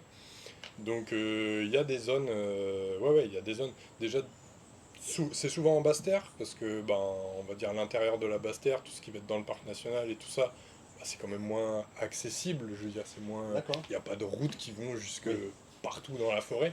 Donc forcément, quand j'ai du terrain dans ces zones-là, il y a forcément des moments où je me dis, waouh, là, c'est incroyable, quoi. Euh, mais après, ça m'arrive aussi dans d'autres îles, bah, à la Désirade par exemple.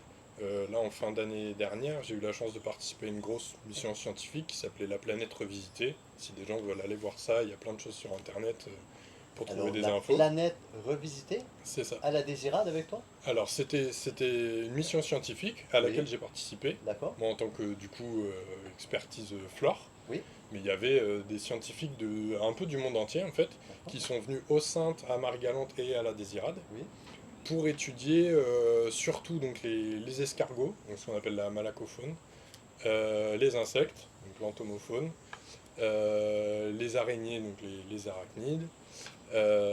Qu'est-ce qu'il y avait d'autre? Le milieu marin. Il y a eu beaucoup de plongées, etc., de prélèvements dans les récifs, les petites bêtes dans le sable et tout ça. Et nous, du coup, donc il y avait des gens du conservatoire botanique qui étaient là au Sainte-Marie-Galante. Et à la Désirade, c'était moi. Mais du coup, je travaillais avec eux, je leur envoyais toutes mes données, etc.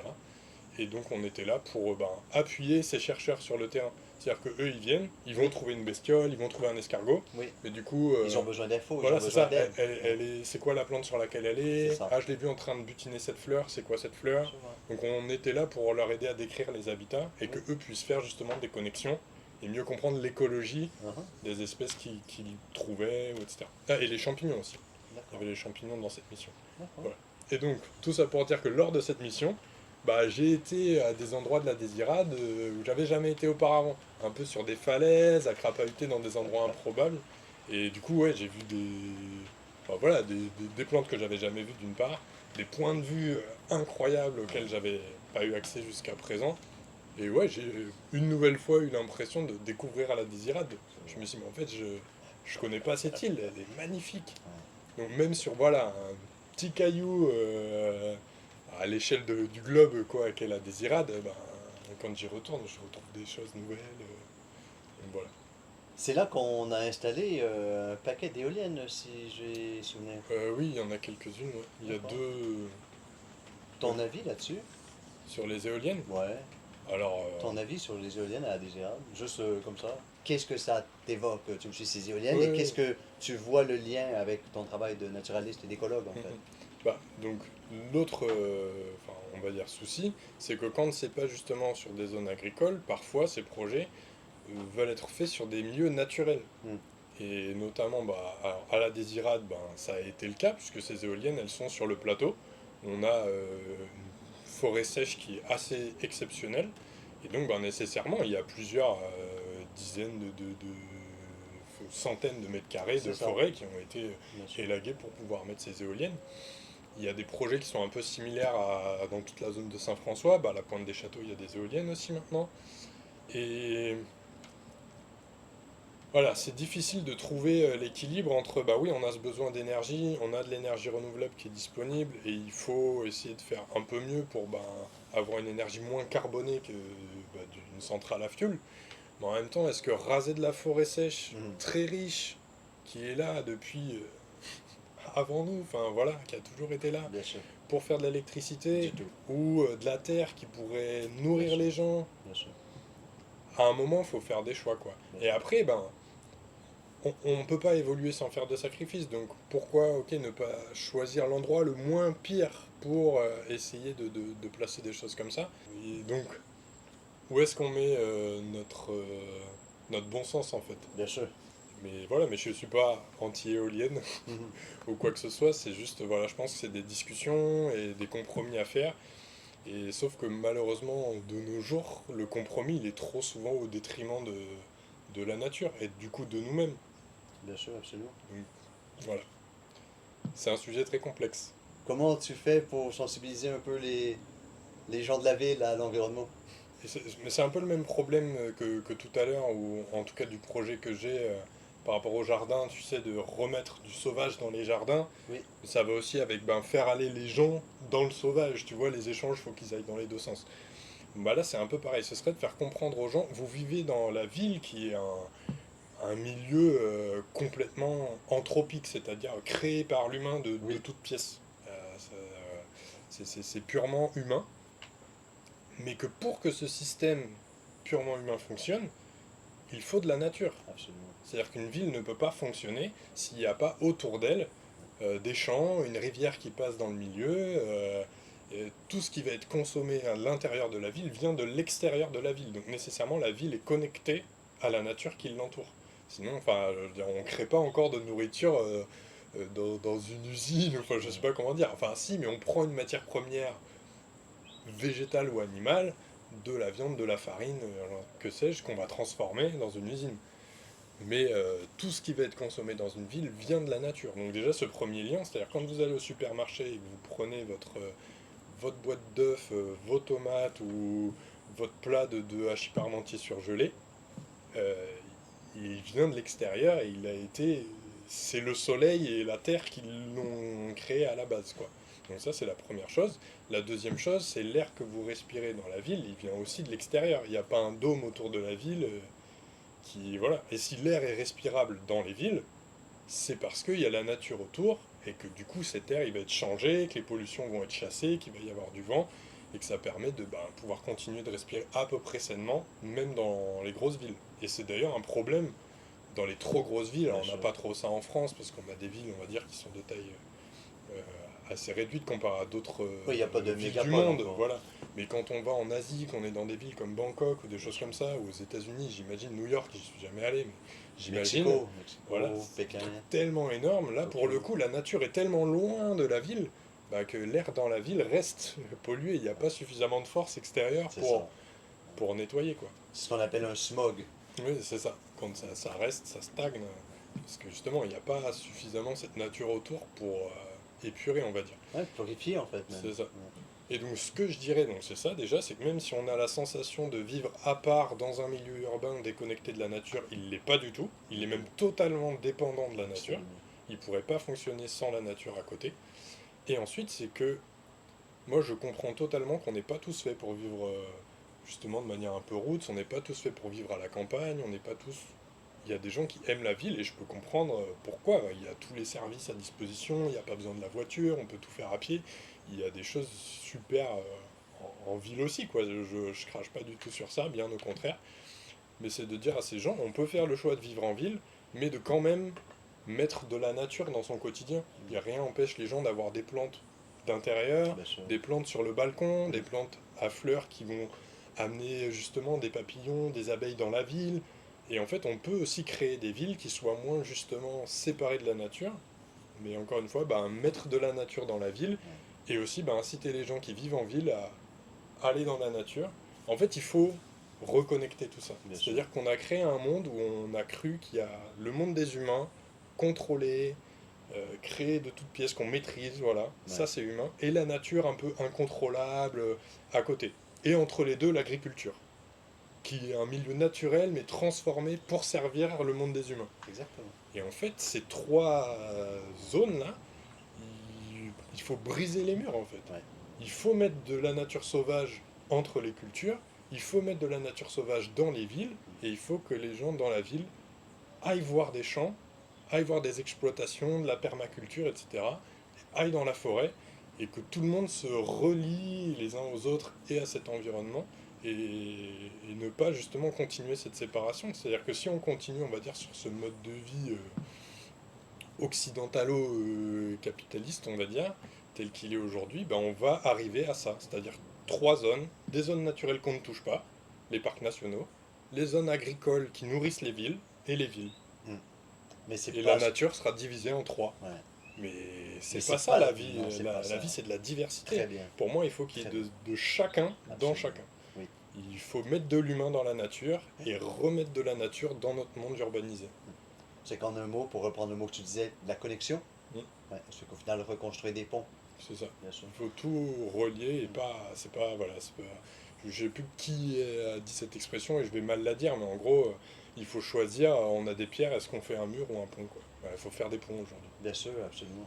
Ouais. Bon, tu dois être à tous les jours dans la forêt. Dis-moi, il y a un objet que tu peux pas partir en forêt sans avoir pris avec toi? Euh, Une boussole, une machette, un couteau. Alors, déjà, je suis pas tous les jours en forêt, D'accord. même si j'aimerais bien. Ouais. Mais j'estime que mon travail se partage entre un tiers de temps à l'extérieur, donc en forêt ou autre. Mon travail, c'est pas que dans la forêt, mais en tout cas à l'extérieur. Et deux tiers, quand même, d'ordinateur. Il faut que je rentre mes données, que je les analyse, que j'identifie les plantes que j'ai pas reconnues, que je rédige des rapports, que je fasse mes devis, mes factures, ma compta. Enfin bon, voilà, c'est D'accord. tout un Deux monde. tiers et tu travailles? Ouais, je pense que c'est ça à peu près. D'accord. Un tiers à l'extérieur, deux tiers sur l'ordinateur. Je vois. Et dans le monde idéal de Terra Kera, dans 5 ans, tu auras une secrétaire qui fera tout ça et toi tu passeras tout ton temps dehors? Non, Non? En tout cas, pour l'instant, je me vois continuer de mener ma petite barque D'accord. seul. Je vois. Voilà. On verra Oui. comment se déroule l'avenir, mais pour l'instant, moi, ça me va. Cet équilibre D'accord. me convient. Et après, je sors jamais sans mon sac à dos, et dans lequel j'ai mes appareils photo. Oui. Donc j'en ai un petit pour les gros plans, pour quand justement il y a des petites fleurs ou il y a La des photo poils macro, sur les tu dis? feuilles, voilà exactement, pour pouvoir photographier les détails d'une plante en fait. D'accord. C'est des détails pour les gens, mais pour moi ça va me permettre de faire la différence entre telle espèce ou telle espèce. Donc j'ai besoin de ces détails. Et à l'inverse, mon appareil photo avec le plus gros objectif pour justement, s'il y a des fleurs à 20 mètres de haut, il faut que je puisse les photographier. Donc voilà, mes appareils photo. Le coupe-coupe, non, pas forcément, Non, j'en ai pas pas forcément. toujours besoin. D'accord. Sinon, mes bracelets, j'ai toujours, sauf quand j'oublie, parce que je suis parti trop précipitamment, mais sinon j'ai toujours mes petits bracelets au poignet qui m'accompagnent Dans la même forêt. dans le Zion. Je vois. Est-ce qu'il y a un végétaux avec lequel tu as développé une affinité particulière avec le temps, avec les années? Euh, c'est comme la question de tout à l'heure, en fait, il y en a tellement, il y a tellement de plantes. Avec lequel tu as développé Ouais, une alors, affinité, une proximité? je dirais pas une espèce, mais en tout cas un groupe d'espèces. Je dis souvent que c'est ma famille préférée. Vas-y. Donc dans les familles, il y a les Mélastomatacées, elles s'appellent. Et les Mélastomatacées, en fait, c'est une famille de plantes, on pourra en voir, notamment là-bas, là, celle dont on avait parlé tout à l'heure, qui ont des feuilles assez particulières. Donc on pourra regarder ça.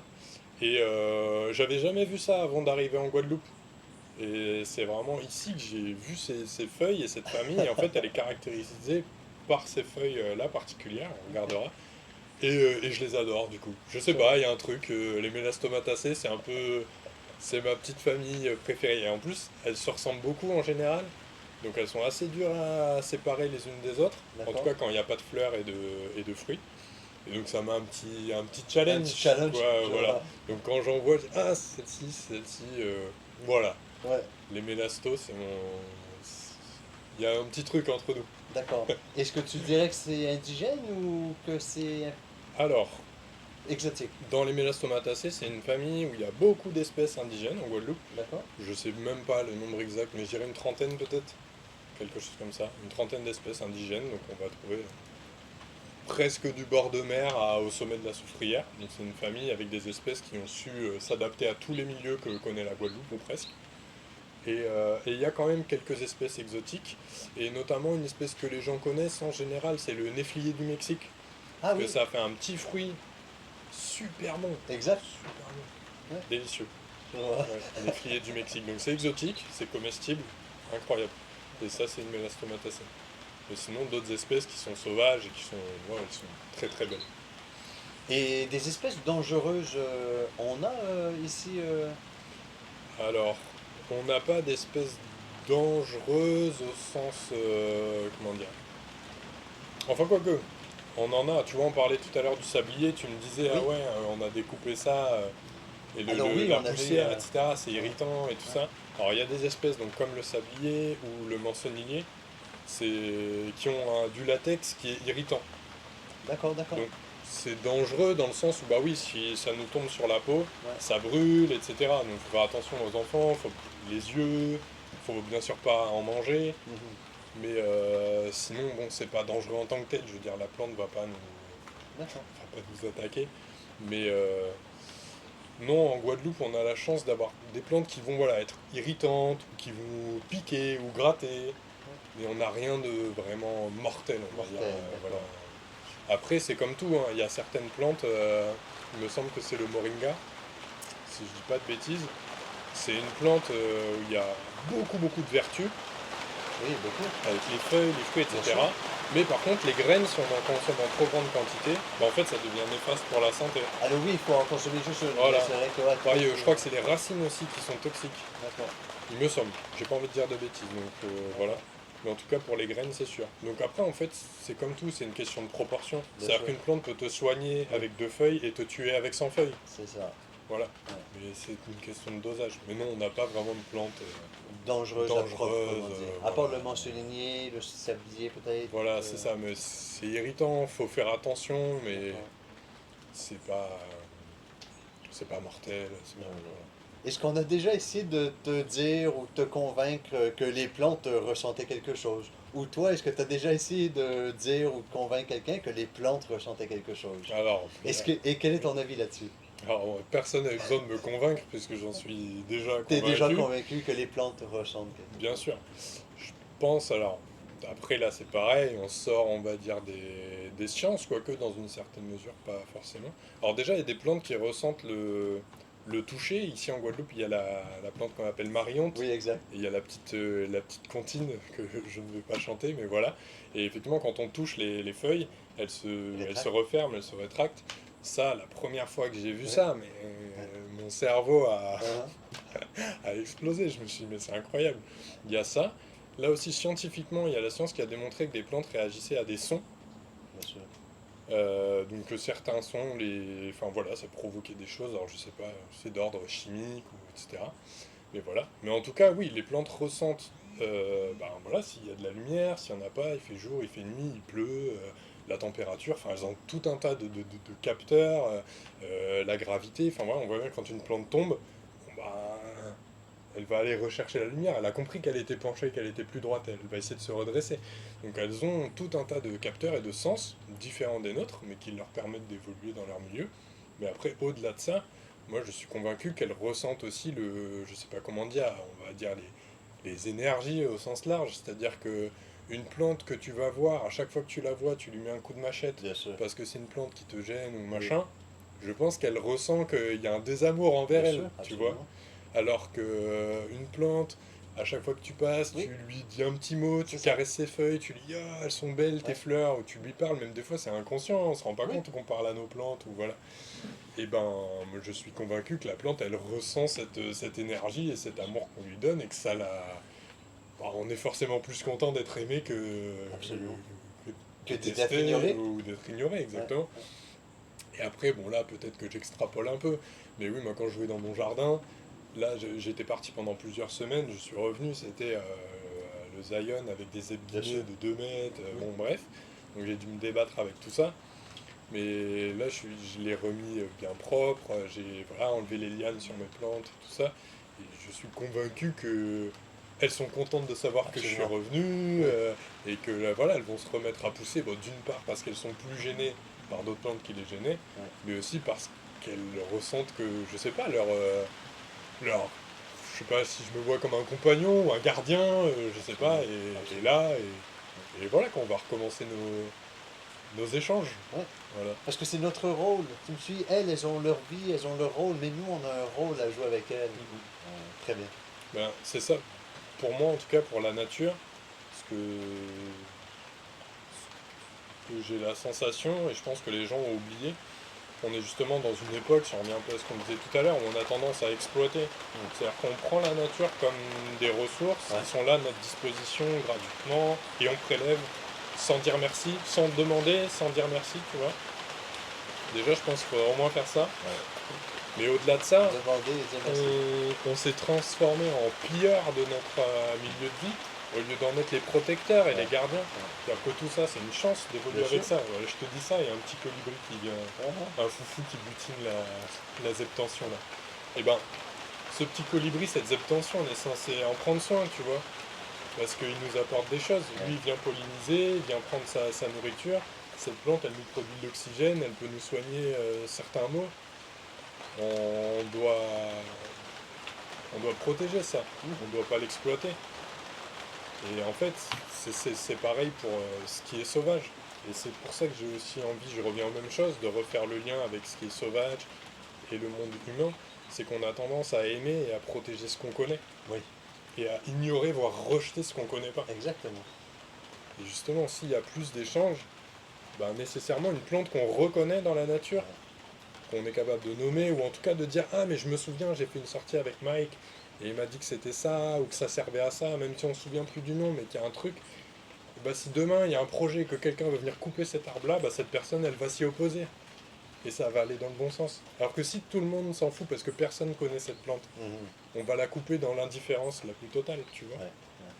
Donc si on arrive à recréer ces liens-là, que les gens, de manière générale, se réapproprient notre milieu de vie, juste notre planète en fait, ben on va plus être dans l'indifférence, on va s'indigner et on va nécessairement protéger ce qu'on connaît et ce qu'on aime. Et c'est ça qui est aussi assez fou et qui donne beaucoup d'espoir. Et moi j'ai espoir, je suis réaliste mais quand même plus du côté de l'optimisme on va dire. C'est quand on voit en fait la résilience de la nature, c'est-à-dire qu'une fois qu'on arrête, qu'on la laisse tranquille, la vitesse à laquelle elle est capable de repartir. Donc je me dis, il y a espoir, je me dis que le jour où l'humanité dans son ensemble, en tout cas, toutes les sociétés, nations qui vivent de manière occidentale, le jour où on décide d'arrêter de faire autrement, ça peut aller très vite. Bien sûr. Bon, mais dans le même genre de pensée différente, qu'est-ce que tu dirais des influences lunaires sur la végétation? Oula. C'est quelque chose que tu connais, que tu regardes, tu as expérimenté, tu as testé. Tu as un avis particulier? Alors non, j'ai pas d'avis particulier. Moi, j'ai jamais rien testé particulièrement moi par rapport à ça. D'accord. Voilà, donc non, j'avoue que j'ai pas d'avis. Ok. Après, j'ai justement un oncle qui est agriculteur, donc je sais que c'est quelque chose qui regarde, des fois par rapport aux semis ou des trucs comme ça, faire au bon moment. Je sais aussi qu'il y a des choses par rapport à justement quand bouturer ou quand... Enfin voilà, que la lune peut jouer. Et pour moi, c'est logique. Enfin, dire la lune, quand elle est pleine, il y a de la lumière en pleine nuit. Quand elle l'est pas, il fait noir. Je me dis forcément, les végétaux doivent capter quelque chose de ça. C'est sûr. Ça influence les marées. Je veux dire, pourquoi ça influencerait pas d'autres choses? Et c'est peut-être juste pas encore prouvé scientifiquement, mais prouvé empiriquement. C'est-à-dire qu'il y a des gens, ils le font et ça fonctionne. Donc, voilà. Mais voilà. Moi, en tout cas, j'ai pas d'expérience propre vis-à-vis de ça. Mais oui, je suis persuadé ou convaincu que ça a un impact et que si on apprenait à mieux connaître ça, et certainement que des gens connaissent très bien ça, on peut faire encore mieux, quoi. Exactement. Bah après, c'est ça, moi, au final, dans mon métier, j'ai pas forcément besoin de planter, etc. Je le fais pour d'autres projets ou mes petites passions à côté, mon petit jardin, mais au final, pour le boulot, c'est pas quelque chose dont j'ai besoin, donc je me suis jamais vraiment penché sur ça. Mais j'imagine que des gens qui sont justement agriculteurs, etc., qui vont avoir besoin de planter, c'est hyper utile, quoi. Oui. Si en décalant tes semis Bien ou sûr. tes boutures de quelques jours, Oui. tu as des résultats Bien sûr. 2 fois plus importants, normal que tu t'y intéresses, quoi. Tu dirais, qu'est-ce qui te donne le plus d'espoir? Euh, du coup, là où je suis réaliste, on va dire, c'est sur l'humanité en général. C'est-à-dire que l'humanité a pris, en tout cas encore une fois, les sociétés occidentales ont pris une voie de développement, de croissance, qui est au détriment de notre environnement. Et dont je fais partie aussi, tu vois. Bien sûr. Je suis né dans ce système et je peux pas en fait m'en défaire. Enfin, c'est trop compliqué, enfin, je sais pas comment dire. On crée le nôtre. Ouais. À défaut de pouvoir Ouais. défaire ce qui est construit, on crée le nôtre. Ouais, on essaye en tout cas. Donc là où je suis réaliste, c'est que toute une part de l'humanité s'est engagée dans une voie et c'est très compliqué de freiner ou de faire marche arrière. Mais là où je suis optimiste, c'est, comme on l'a dit tout à l'heure, dans la nature d'une part, dans sa force, dans sa résilience, dans la vitesse à laquelle ça peut aller, et dans l'humain. C'est-à-dire que j'ai assez peu confiance en l'humanité, mais j'ai plus confiance en l'humain et en des personnes, en des individus en fait. Bien sûr. Et il y a des gens qui font des choses incroyables, Oui. qui m'inspirent beaucoup. Oui. Et je me dis qu'en fait, une personne peut tout changer, tu vois. Absolument. Et donc, à partir de là, je me dis, même si l'humanité, elle s'est engagée dans une voie très très glissante, voire dangereuse, Oui. il suffit de quelques individus au bon endroit, au bon moment, pour changer les choses. Et entre guillemets, on n'a pas le droit d'être pessimiste ou on n'a pas le droit de désespérer. Il faut se battre, voilà, moi, à ma petite échelle, j'essaye de transmettre, j'essaye de partager, j'essaye de comprendre, je me remets en question, j'écoute ce que disent les autres, j'essaye de prendre un maximum et de donner un maximum.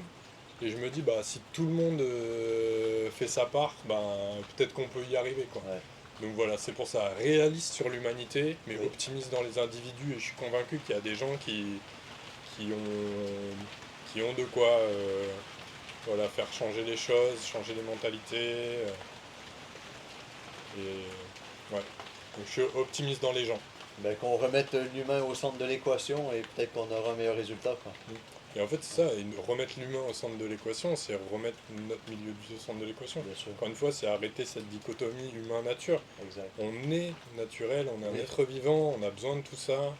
Et l'inverse n'est pas vrai, la nature n'a pas besoin de nous. Donc il faut prendre ça aussi en considération. Ouais, on En n'est fait, pas si on une veut survivre, civilisation près. c'est à nous de s'adapter à elle et Bien pas sûr. l'inverse.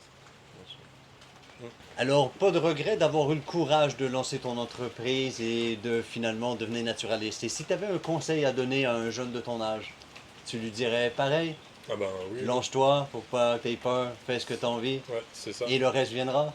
Exactement, en fait c'est ça, faut mettre. Déjà il faut s'écouter, c'est-à-dire que moi au moment où j'ai pris cette décision, j'étais en dépression. Enfin au moment où j'ai pris la décision, je l'étais plus, mais en tout cas je suis passé par une dépression. J'ai quitté mon ancien travail qui me correspondait plus. Et voilà, j'ai voulu faire ça. Et ouais, le message ce serait faut s'écouter. Ouais. Car qu'à un moment quand ça marche plus, quand ton corps te dit que ça marche plus, c'est qu'il faut partir. Faut pas pousser jusqu'à se donner la mort. Enfin voilà quoi. Il faut s'arrêter avant. Donc il faut s'écouter et aller vers ses envies. Je veux dire, on a tous forcément quelque chose qui nous passionne, qui nous intéresse.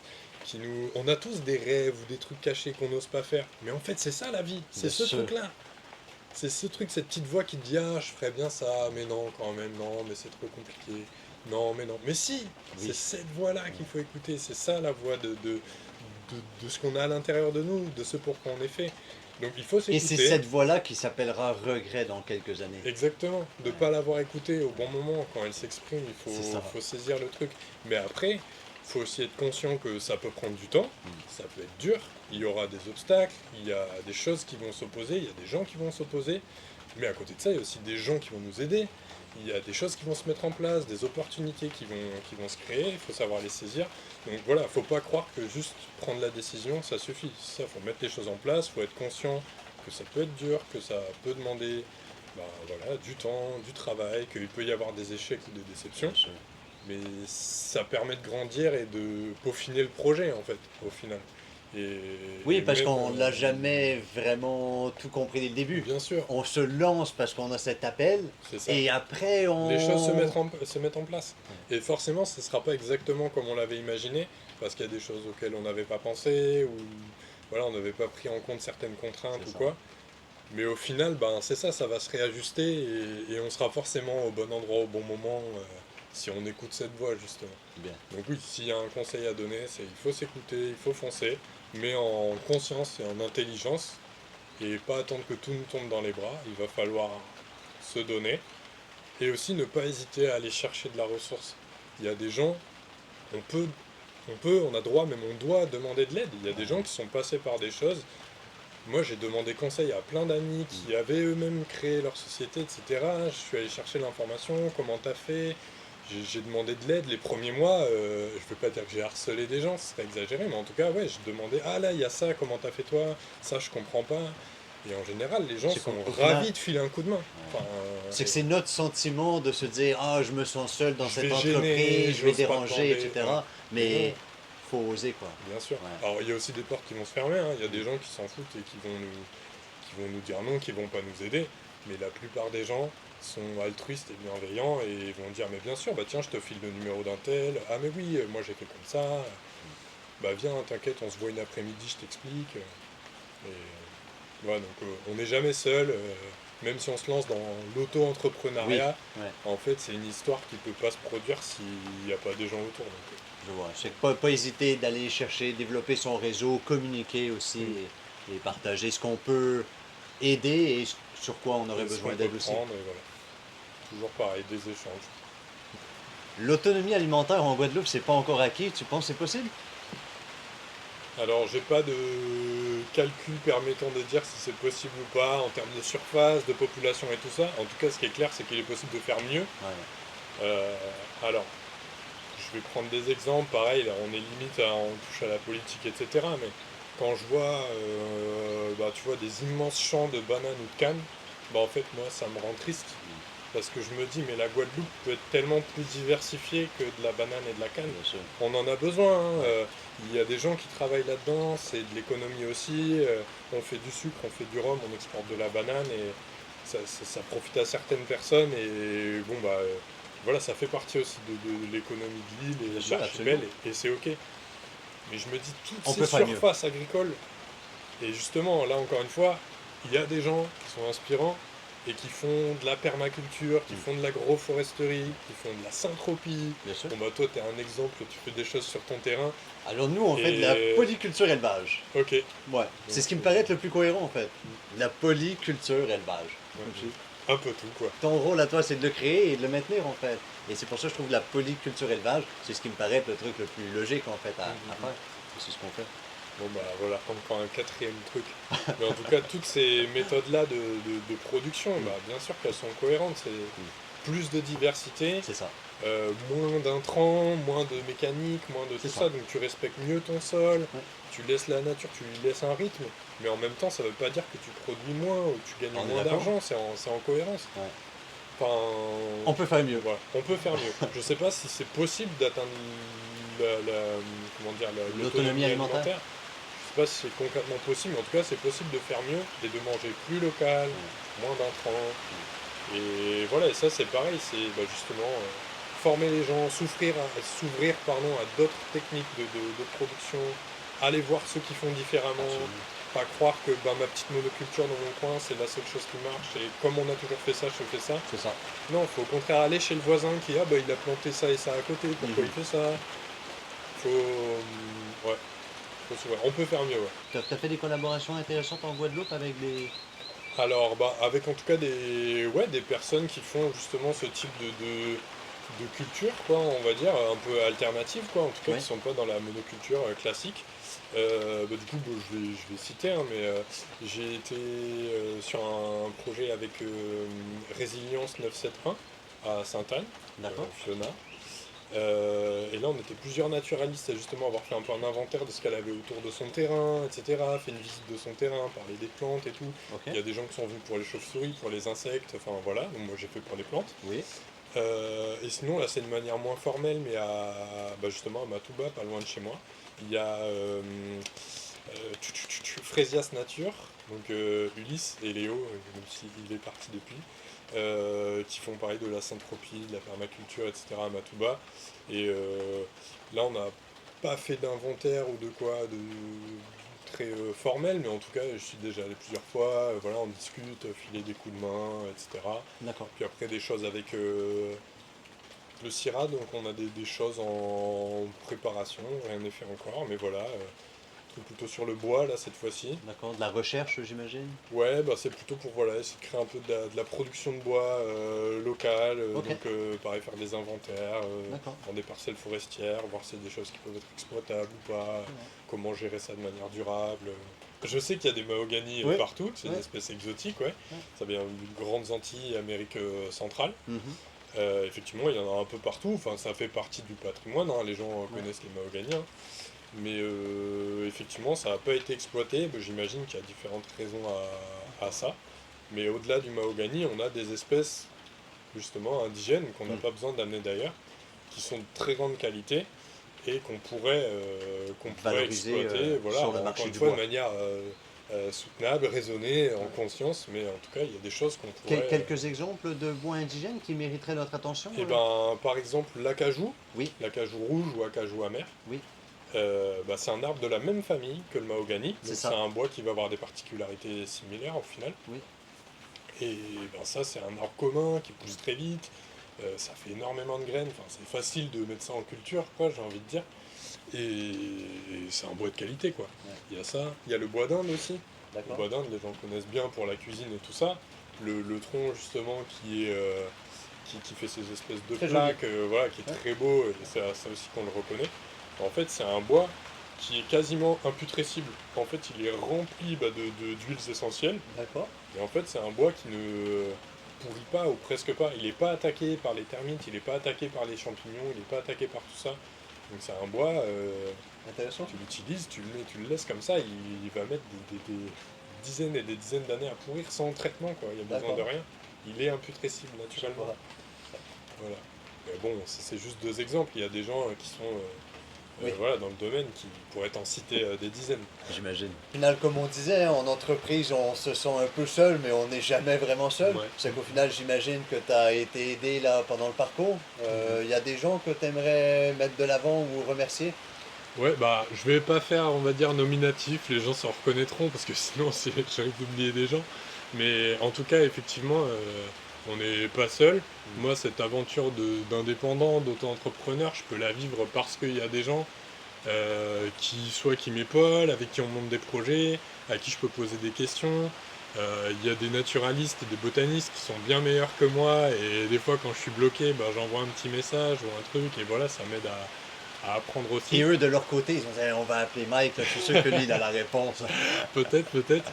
Mais oui, en C'est tout des cas, échanges, c'est des voilà, échanges. c'est ça, c'est des échanges. Donc, que ce soit les amis, que ce soit les collègues qui sont eux aussi naturalistes dans leur domaine ou dans le même que moi, oui, bah voilà, un grand merci parce que bah, cette aventure-là, je pourrais pas la faire s'il n'y avait pas toutes ces personnes qui me donnent confiance en moi, qui m'épaulent, qui m'appellent, et surtout bah, aussi toutes les personnes bah, qui me font vivre, hein, tous les projets, le téléphone qui sonne, les mails qu'on m'envoie pour travailler avec ces différentes institutions et ces différentes personnes. Bah, merci parce qu'en indépendant, si t'as pas Bien sûr, un réseau, un réseau, Ouais. si on t'appelle pas pour travailler, bah, tu travailles pas. c'est ça. Donc voilà, ouais, on est seul, mais on n'est pas seul en fait. Donc voilà, merci à toutes ces personnes Qui gravitent qui autour. font que, voilà, que ça peut fonctionner Terrakira. Je vois. Et sinon, tu dirais que tu développes un peu ta présence sur les réseaux sociaux pour communiquer? Alors, pas trop, Non, pas j'avoue, trop. parce que bon, déjà j'ai pas forcément le temps ou je le prends pas. Mm. C'est pas forcément quelque chose qui m'intéresse, mais bon, j'ai quand même j'ai un site internet, j'ai un compte Instagram que j'alimente pas trop.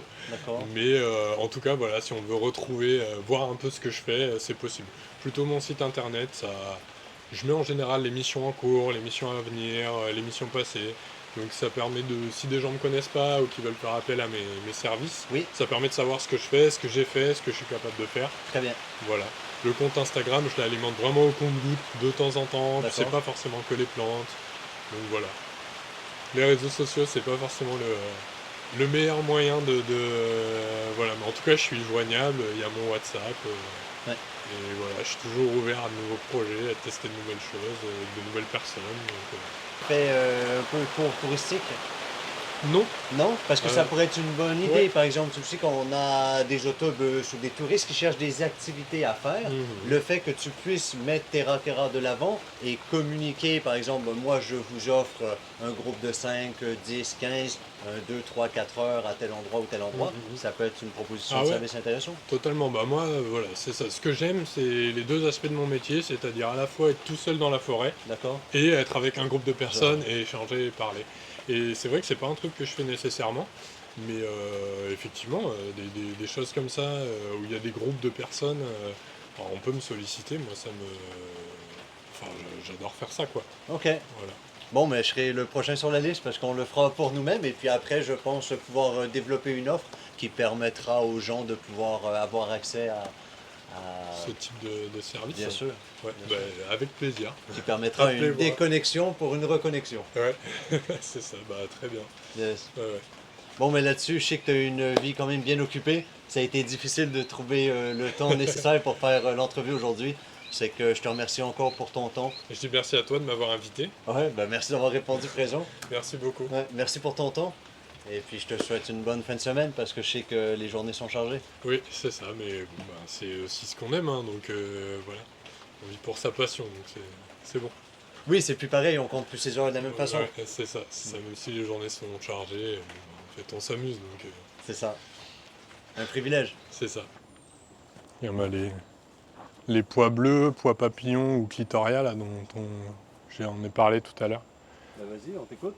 Ah non, bah... Ah oui, bah c'est une fabacée, donc une légumineuse. Ce que je disais, donc c'est une liane celle-ci, qui enrichit le sol en azote du coup. Et bon bah voilà, pois bleu, pois papillon ou clitoria, et les fleurs colorent l'eau, donc bah, en bleu. Mais ça a aussi des vertus apaisantes, il me semble, relaxantes, etc. Donc faire une tisane avec les fleurs le soir par exemple, D'accord. ça peut être bien. Voilà. Et du coup là c'est trop bien parce que j'ai vécu ici pendant un an. Oui. Et bah, un peu tout ce qu'on voit c'est tout moi qui l'ai planté, enfin, D'accord. une bonne partie. Et mais sauf que j'ai jamais vu gros comme ça, quoi. Moi, les bananiers n'avaient pas encore leur régime. Là, le lantana, il est énorme. Oui, Enfin énorme. bon, je suis Ouais. là, pareil, le sablier du coup qui a percé le pot, qui est voilà. Voilà, parce que c'est toi qui entretiens très bien tout ça, du coup, depuis. On essaye, on essaye. Après, avec l'opération, ça n'a pas été facile. Mais ouais, du coup, Là, on voit bien la racine derrière. ah oui, oui, effectivement. Là, on a l'arbre, le sablier, tu as dit. Ouais. C'est qu'il est facilement reconnaissable à cause des épines, premièrement sur le tronc. Mais quoi d'autre? Et ben, il fait un fruit assez particulier qui, quand il est mûr, en fait, ça fait comme une petite, une espèce de, pas de sphère, mais en tout cas de disque, avec plein de petits anneaux comme ça. Et en fait, quand c'est sec, ça explose, et du coup, ça disperse les graines à plusieurs dizaines de mètres du pied mère. Je vois. Voilà. Et donc, c'est une méthode, on va dire, de dissémination des graines qui est assez particulière, quoi. Donc voilà. Et c'est un arbre répandu ou C'est un arbre, on va dire, peu commun en Guadeloupe. D'accord, sablier. Et indigène, du coup, une espèce locale. Et voilà, qu'on va trouver dans ces milieux-là, voilà. Pas en bord de mer, mais pas en altitude non plus, quoi. Tu vois, Et ce que tu me Trois-Rivières. disais, c'est que ça fait partie d'une famille qui a du latex qui est Ouais, irritant. ça, bien c'est les Euphorbiacées. Alors, les Euphorbiacées, c'est une très grosse famille. C'est la famille, par exemple, déjà du manioc. Manioc, camanioc, c'est des Euphorbiacées. Le ricin aussi, carapate.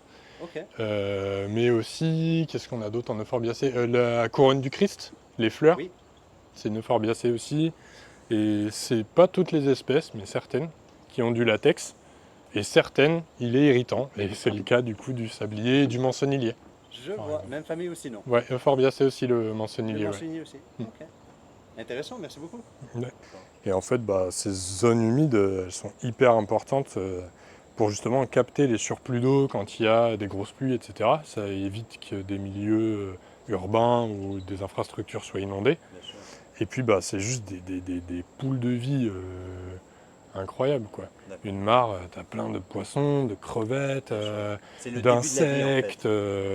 Je sais pas, c'est le début, mais en tout cas, il se passe beaucoup de choses, quoi. Des libellules, du coup des oiseaux qui viennent manger tout ça. C'est un peu le début de la vie, parce que il se passe plein de choses. Premier point d'eau, c'est là où la vie s'organise, les libellules, les grenouilles, quoi. Absolument. Et en fait, en temps longtemps, les gens utilisaient les mares, c'était pour la maison, ou pour faire boire les bœufs, ou qu'importe. En tout cas, il y avait un truc autour de la mare. Et en fait, avec l'arrivée de l'eau courante au robinet, c'est des choses en fait, on en a moins besoin ou plus besoin, qu'on a un peu oublié. Et pour certaines, ça n'a pas eu d'impact, elles sont restées, on va dire, naturelles. Et pour d'autres, justement, soit on les a comblées, soit des espèces exotiques envahissantes les ont détruites, quoi, au final. Mais oui, c'est des milieux très très très importants, les mares, les étangs, les zones humides de manière générale, c'est là où il y a de l'eau, comme tu disais, il y a de l'eau, il y a de la vie, quoi. C'est ça. Donc c'est des milieux auxquels il faut porter vraiment, vraiment de l'attention. Donc ça, c'était avec l'ONF, un projet qui s'appelait Planter local, et où là, j'étais chargé de collecter des graines d'espèces d'essence sauvages, justement, pour restaurer des zones et remettre, essayer de faire repartir une forêt naturelle, quoi, on va dire, une forêt sauvage. Et aussi avec le parc national, là pour le coup, qui a un projet qui s'appelle Protéger, et où là c'est un projet pour stabiliser les berges de rivières en cas de crue, etc. Malheureusement, aujourd'hui, beaucoup de choses sont faites en dur, on appelle ça, donc on met des enrochements pour tenir les berges. Et en fait, ça marche très bien sur le moment, mais dès qu'on a une crue trop forte, toutes les pierres sont emportées et il faut recommencer. Et là, en fait, avec ce type de projet, ça s'appelle du génie végétal, c'est utiliser ce que font les plantes. Les plantes, elles s'enracinent en profondeur, etc.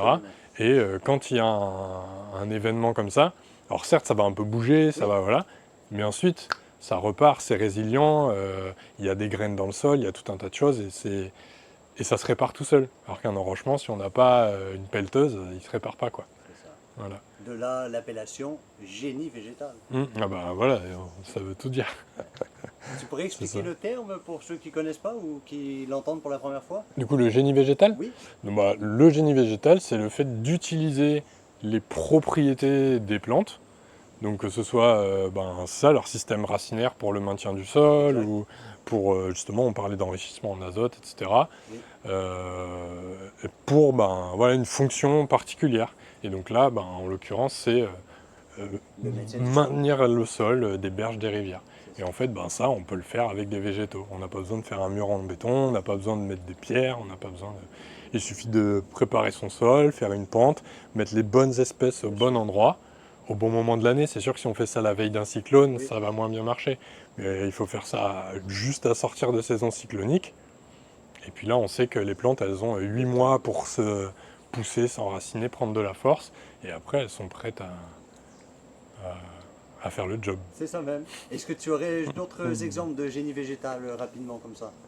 Effectivement, pour les mares, moi je ne l'ai jamais fait, mais c'est possible, effectivement, après avoir retiré, par exemple, de la laitue d'eau, une espèce exotique envahissante, et justement réimplanter des espèces locales qui vont réapporter un équilibre biologique et chimique à la mare, et faire que tout va revenir, les insectes vont revenir, les oiseaux vont revenir, et recréer un équilibre, voilà, c'est ça.